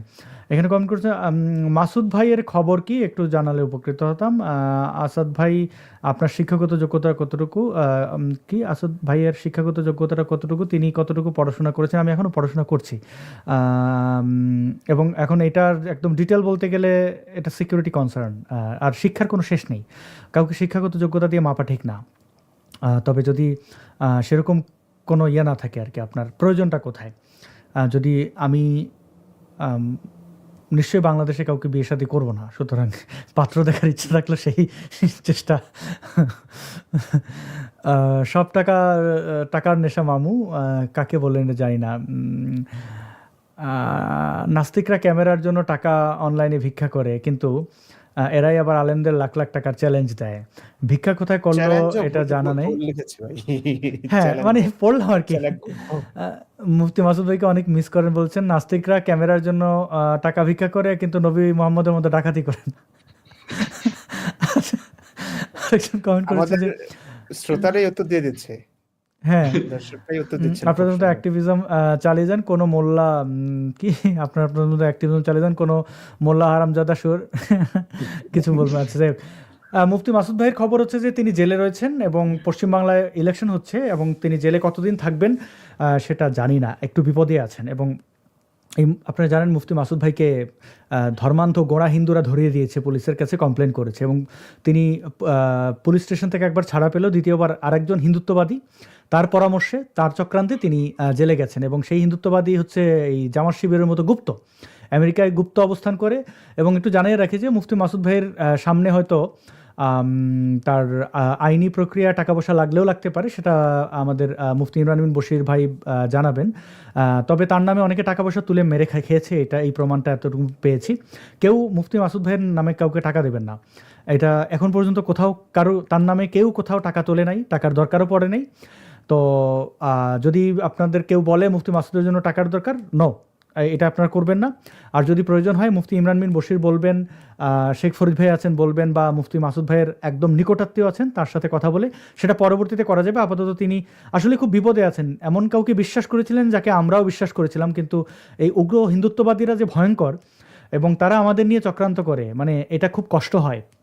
যেখানে আমরা বাংলাদেশে ইসলামিক সন্ত্রাসীদেরকেই পাত্তা মানে ওইভাবে চিন্তা করি না, আমাদের যদি কেউ হুমকি ধমকি বা চক্রান্ত করে থামায় দিতে চায় বা তাদের স্বার্থে ইউজ করতে চায়, এটা বোকামি হবে। কারণ আমরা কারোর দালালি করার জন্য দেশ ছাড়ি নাই। এবং কারোর ওই যে উগ্র হিন্দুত্ববাদীরা মুসলমানদেরকে ঘৃণা করে, তারা অনেকেই আমাদেরকে নিজেদেরকে নাস্তিক পরিচয় দিয়ে, সতীর্থ পরিচয় দিয়ে এসে বিভিন্নভাবে আমাদেরকে দিয়ে বিভিন্ন জিনিস করাতে চেয়েছে। অর্থাৎ কেউ হয়তো বলেছে যে বাংলাদেশে প্রত্যেকটা মাদ্রাসায় গোপনে সিসি ক্যামেরা লাগিয়ে মাদ্রাসা ধ্বংস করে দেবো। তো এই ধরনের যারা চক্রান্ত করতে আসে তাদের তো চক্রান্তে আমরা পা দেবো না। বা যদি কেউ মনে করে যে ইসলাম মুসলমানদেরকে ঘৃণা করে, আমরা তো সেটা করবো না, আমরা কোনো আইডিওলজির সমালোচনা করতে পারি। আবার মুফতি মাসুদ অ্যারেস্টের পর যখন হিন্দুদের এখানে জড়িত, মানে গোঁড়া হিন্দু, সেটা আমাকে মতো মানা করেছে যে না, হিন্দুদের নাম নেওয়া যাবে না। হিন্দুত্ববাদীরা মানে এরা যে কি ভয়ঙ্কর, জামাতিদের মতোই গুপ্ত থাকে। তো যারা আমাদের সতীর্থ আছেন, সহযোদ্ধা, তারা একটু সাবধান থাকবেন। আর মুফতি মাসুদ নিজে জেল থেকে এখান থেকে বের হলে তার কষ্টের কথা বলবেন। তবে মনে হয় না যে ভারতকে ভালোবেসে তিনি ভারতে গেছিলেন অন্য একটা দেশ থেকেও, যে বিশ্বাস করে হিন্দু অধ্যুষিত গ্রামে তিনি অবস্থান করেছিলেন হিন্দুদের বিশ্বাস করে, সেই বিশ্বাস যেভাবে মানে ধ্বংসতার হয়েছে, তিনি আর আমি জানি না ভবিষ্যতে, আমার তো সন্দেহ হয় তিনি আর অ্যাক্টিভিজম করবেন কিনা এই দুঃখে। তো তার সাথে আসলে খারাপ হয়েছে, যারাই তাকে নিয়ে খেলেছ খারাপ করেছ। এবং এটার মানে ঈশ্বর নাই তো আমরা সবাই জানি, কিন্তু কর্মফল একটা মারাত্মক জিনিস। এখনও করবো যে ভালো হয়ে যাও যারা এগুলো করেছিল। তো এতটুকুই। প্রিয় ইমরান বিন বশির, প্রিয় এনাম ভাই এবং আমাদের বিবি মরিয়ম, আপনাদের জন্য অনেক অনেক শুভকামনা। আপনারা সমাজটাকে আলোকিত করে যান। যদিও এর জন্য আপনাদের অনেক কাঠখড় পোহাতে হবে, অনেক ধরনের বাধা বিপত্তি আসবে, অনেক ধরনের আক্রমণ এগুলো আসবে, কিন্তু আমরা সম্মিলিতভাবে এটা অতিক্রম করতে পারবো, এটা আমি বিশ্বাস করি। অনেক অনেক শুভকামনা প্রিয় দর্শক যারা দেখছিলেন তাদেরকে সবাইকে ধন্যবাদ। এবং আপনারা যদি এই ভিডিওটি শেয়ার করেন এবং যেটা বলছিলাম হাফেজ এনাম ওনার চ্যানেলটি সাবস্ক্রাইব করবেন, এখন যারা দেখছেন তারাও করবেন এই লাইভটি শেষে। আর যারা পরে দেখবেন ডেসক্রিপশনে, আমার ইউটিউবের ডেসক্রিপশনে দেওয়া রয়েছে, মুফতি ইমরান বিন বশিরের এই ভিডিওর ডেসক্রিপশনে দেওয়া রয়েছে চ্যানেলের লিঙ্ক, যে ডেসক্রিপশনটা চেক করলে অথবা কমেন্টও আমরা দিয়ে রাখবো আপনারা, এবং বিবি মরিয়মের চ্যানেলের লিঙ্ক দেওয়া রয়েছে। একে একে আমরা একটু বিদায় নেই।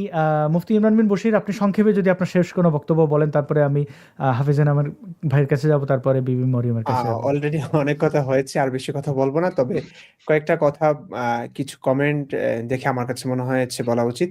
অনেকেই ইসলাম ত্যাগ পর্বের ভিডিওগুলো খুব বেশি ভালোবাসেন এবং তারা এগুলো শুনতে চান। অনেকেই আমাকে ভিডিও পাঠাতে চান এবং আমার সঙ্গে যোগাযোগ করতে চান। যোগাযোগ করবার ওয়ে হচ্ছে আমাকে ইমেল করতে পারেন, আমার কথা বলো, যেটাতে আপনারা ইসলাম ত্যাগ পর্বের ভিডিওগুলো দিতে পারেন। তো অনেকেই মানে ভিডিওগুলো ইমেল করতে পারেন না, ওই নির্দিষ্ট একটা মানে 25 MB-র পর মনে হয় এটা আসে না। সেক্ষেত্রে কিভাবে কি করতে হয় আপনারা একটু শিখে নেবেন ইউটিউব থেকে, এটা আমি এখন শেখাচ্ছি না, একটু কষ্ট করে শিখে নেবেন, এটা খুব কঠিন কিছু না। তো ইমেলে ভিডিওগুলো পাঠালে আমরা সেখান থেকে এগুলো দেখি, তারপরে ভিডিওগুলো শুট করি।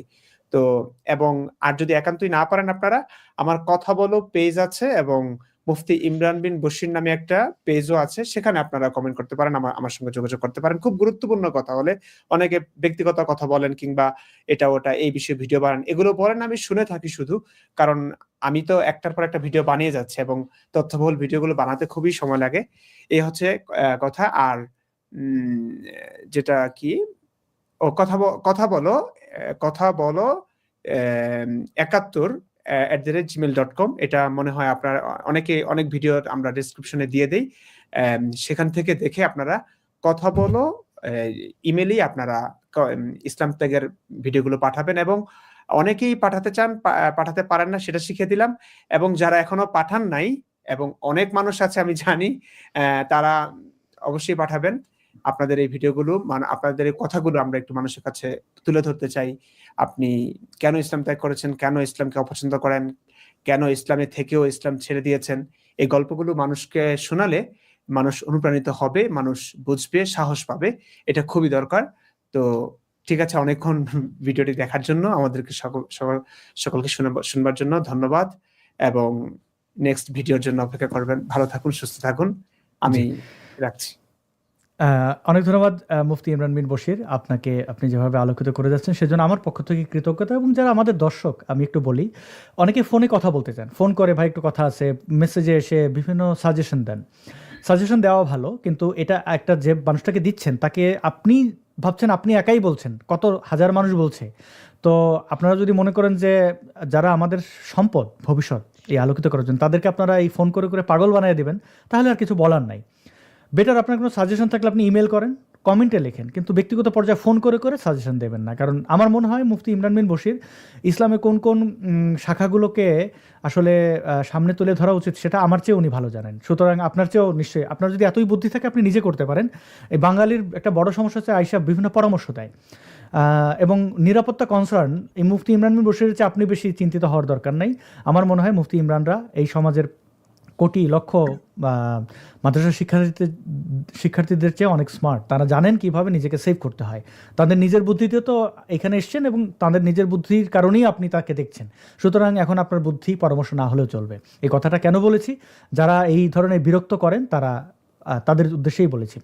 এবার হচ্ছে হাফিজ এনাম, আপনার কাছে শেষ বক্তব্য শুনতে চাই আপনার। জি ভাই, আমি তো অনেক কথাই বললাম, কারণ আমি যেটা নিয়ে শুরু করছি আজকের লাইভের উদ্দেশ্য এটাই ছিল যে আমি নতুন করে অ্যাক্টিভিজম যেহেতু শুরু করেছি, ভিডিও বানানো শুরু করেছি, আমার মনের কথাগুলো যেহেতু শেয়ার করা শুরু করেছি, সবাই শুনবে আমি কেন ইসলাম ত্যাগ করেছি। তো সব কথাই তো বললাম, এখন আর বেশি কথা বলার নেই। শুধু বলবো যে, কারণ অনেকে চাচ্ছেন যে প্রতিনিয়ত ভিডিও দেওয়ার জন্য, কিন্তু আমার প্রতিনিয়ত মনে হয় না ভিডিও দেওয়া কখনো সম্ভব হবে, কারণ আমার এডিটিং এর কাজ করতে হয়, ইমরান ভাইয়ের ভিডিওর কাজ করতে হয়, সবকিছু মিলিয়ে খুবই ব্যস্ততার মধ্যে আছি। যে কখনো যদি সময় পাই, ওই সময়ের মধ্যে সপ্তাহে হয়তো বা 2-3টা এরকম করে আমি আপলোড করতে পারি। তো অবশ্যই পরবর্তী ভিডিওর জন্য যারা দেখছেন এই মুহূর্তে লাইভ, পরবর্তী আমি যে একটা ভিডিও আপলোড করেছি আজকে 1.5 ঘন্টা আগে, তো পরবর্তী ভিডিওর জন্য অপেক্ষা করুন। হয়তো পরবর্তীতে মাদ্রাসার অবস্থান নিয়ে দিতে বলবো, হয়তো বা আসতে পারে, আসবে। জি, অনেক এইটুকু। ধন্যবাদ হাফেজ এনাম। আপনার জন্য অনেক অনেক শুভকামনা। আপনি অনেক এগিয়ে যাবেন, আমি আপনার চোখে মুখে সেটা দেখতে পাচ্ছি।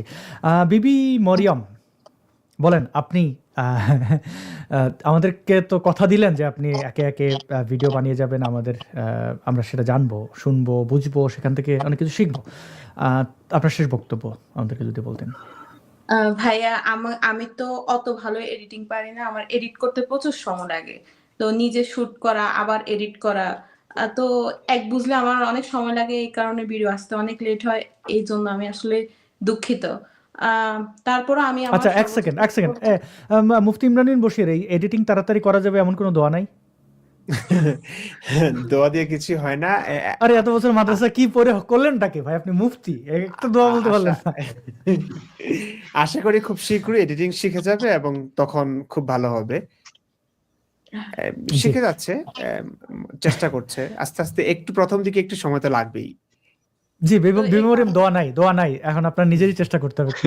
হ্যাঁ, প্রচেষ্টার মাধ্যমে সবকিছু হয়। দোয়া দরুদ পরে কিছু হয় না। তো ভাইয়া আপনি সেই তো চেষ্টা, আমার হ্যাঁ। আশাহত করলেন, আমার বুকটা ভেঙে দিলেন। দোয়া নাই, আচ্ছা এখন ভাই, চেষ্টা আমি করতে একটা দোয়া হবে। কথা করে কি বলতে চাই, হয়েছে, শিখে ফেলবো কি, কারণ আপনি বলেন দোয়া নাই। আ- আচ্ছা ভাই, আমার দর্শকদের উদ্দেশ্যে আমি একটা কথা বলতে চাই। যদি আমার কথা বলার তেমন এক্সপিরিয়েন্স নাই, তবে আমি চেষ্টা করছি সামনে আরো ভালোভাবে কথা বলার, স্পষ্ট ভাষায় কথা বলার। যদি আমার কথা বলার উচ্চারণে হ্যাঁ অনেক ভুল ত্রুটি হতে পারে, তবে আমি সেটার জন্য ক্ষমা এনাম চেয়ে নিচ্ছি। এনাম আমি আমি একটু অ্যাড করছি এনাম। দেখো, আমরা ব্যথিত, আমরা ভারাক্রান্ত, আমাদের আঘাত আছে, চোট আছে। আমরা যেটা বলবো সেটা আর্তনাদ। তা আর্তনাদের ভাষা সুন্দর হতে হয় না। আমরা ওটা চিৎকার ঠিক আছে, করছি। তবে হ্যাঁ, তবে কিছু আমাদের কিছু উপর মুমিনরা অন্যায় এসব হচ্ছে, নিয়ে যে পৃথিবীর ওর উপর ওর অন্যায় ওর কি হচ্ছে। যোগ্যতা আছে এখানে। হ্যাঁ, হ্যাঁ, আমি যে আহ, তোমার কিছু বলবো না, কিন্তু কিছু মুমিনরা এসব নিয়ে না না ফাজলামি না, করে সবার যে কথা ভাবলে তো ও হবে না। কথাই বলতে পারে না, ওর কোনো কিছুই নেই। কিন্তু এগুলো কথা এগুলো হচ্ছে যে এগুলো আমলে নিয়ে না এনাম ভাই। আপনি, আপনার মনে আছে প্রথম যখন আপনারা লাইভে ছিলেন, আপনি গুছিয়ে কথা বলতে পারেন না, এখন অনেক সমৃদ্ধ হয়েছেন। এটাই নিয়ম, এটাই বাস্তবতা। আপনি চেষ্টা করলে অবশ্যই পারবেন। বিবি মরিয়মকে দেখেন, তিনি প্রথম লাইভে কথা বলতে পারছিলেন না, বা বলছিলেন অনেক কিছু, বা যেটা ভাবছিলেন ওইটা ওই সময় বলতে পারছিলেন না। আজকে কত সুন্দর গুছিয়ে কথা বলছেন। আপনার যারা দর্শক দেখছেন, বলেন তো আমাদের এই বোনটাকে কি সুন্দর লাগছে, আজকে একদম পরিপাটি হয়ে বসছে। তো বিবি মরিয়ম, আপনার শেষ বক্তব্য বলেন, আমরা শুনি। ভাইয়ের শেষ বক্তব্য একটাই, যে মানে ধরেন আমাদের অঙ্গনে তো নারী অ্যাক্টিভিস্ট একদমই কম, নাই বললেই চলে। যে এক দুজন আছে, ওনারাও অত বেশি অ্যাক্টিভ না। তো তারপরও দেখেন, আমাদের অঙ্গনে যে সকল নারীরা কথা বলে কিংবা যারাই কথা বলে, তাদেরকে একটা ট্যাগ দেওয়া হয়, এরা হলো শাহবাগী। এরা এরা কারা? এরা তো গুটি কয়েকজন। এদের এদের আবার এদের এত চুলকানি কেন? এরা নারীদের নিয়ে এত চুলকানি কেন? নারীরা নিজেদের ব্যাপারে নিজেরা বলে না, ওদের কেন চুলকানি? একজন পুরুষ যদি বলে, ধরেন আপনি বলেন, ইমরান ভাই বলে, তখন বলে নারীদের নিয়ে তোদের এত চুলকানি কেন? নারীরা তো কই এই তাদের এই ব্যাপারগুলো নিয়ে প্রতিবাদ করে না। তো আমি চাই এইগুলা নিয়ে প্রতিবাদ করতে। আর যারা শাহবাগী ট্যাগ দেয়, যারা ভাবে শুধুমাত্র শহরের মেয়েরাই আপনার এই এই দিকগুলা নিয়ে সচেতন কিংবা এইগুলা বলে, তাদের উদ্দেশ্যে বলি, ভাই আমি গ্রাম থেকে বলছি, এবং এই গ্রামের মেয়েরাও আস্তে আস্তে সচেতন হচ্ছে। সেই সাথে ভাইয়া, এখন অনেক মেয়ে আছে যে তারা নারী হয়েও নারীদের বিরুদ্ধে, তারা নারীদের ব্যাপারে, তাদের অধিকার সম্পর্কে সচেতন না। নারী হয়েও তাদের মন মানসিকতা সব পুরুষদের মতো, পুরুষতান্ত্রিক মন মানসিকতা লালন করে। এখন তারাও তাদেরকেও আমি বলছি, আপনারা আগে কথাগুলো শুনুন, বুঝুন, আপনার কোরআন হাদিস ঘেটে দেখুন, পড়ুন, তারপর আপনারা সিদ্ধান্ত নিন আপনাদের ব্যাপারে কোরআন হাদিসে কি বলা আছে। যে অনেক হুজুর, ওই যে ইমাম ভাই বলতেছেন, অনেক হুজুর বলতেছে হিজড়াদের ব্যাপার নিয়ে, হিজড়াদের এই কত কত অধিকার দিছে।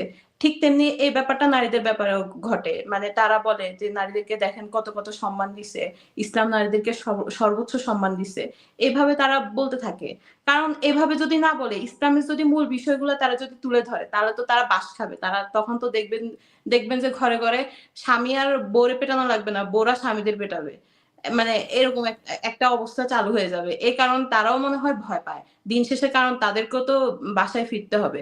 এই ভয়ে তারাও ইসলামের যে মূল বিষয়গুলো তারা তুলে ধরে না। এই হলো কথা। জি অনেক ধন্যবাদ বিমি ম্যাডাম, আপনাকে অনেক অনেক শুভকামনা আপনাদের সবার জন্যই। আমাদের এক মুসলিম বন্ধু কমেন্ট করেছেন 3 শয়তান একসাথে হয়েছে, কিন্তু একজনকে বাদ দিলেন। কে, কাকে বাদ দিলেন? আমাকে কি শয়তানের তালিকা থেকে বাদ দিলেন? না ভাই, আমি জাহান্নামে যেতে চাই, আপনি আমার শয়তান বললেন। আসিস স্ক্রিনে 4 জন, নাম নিয়েছেন 3 জন। যাই হোক, অনেক অনেক ধন্যবাদ। আর মজা না করি, যদি আপনাদের পছন্দ হয় এই লাইভ শোটি শেয়ার করতে পারেন। দেখা হবে বিজয়।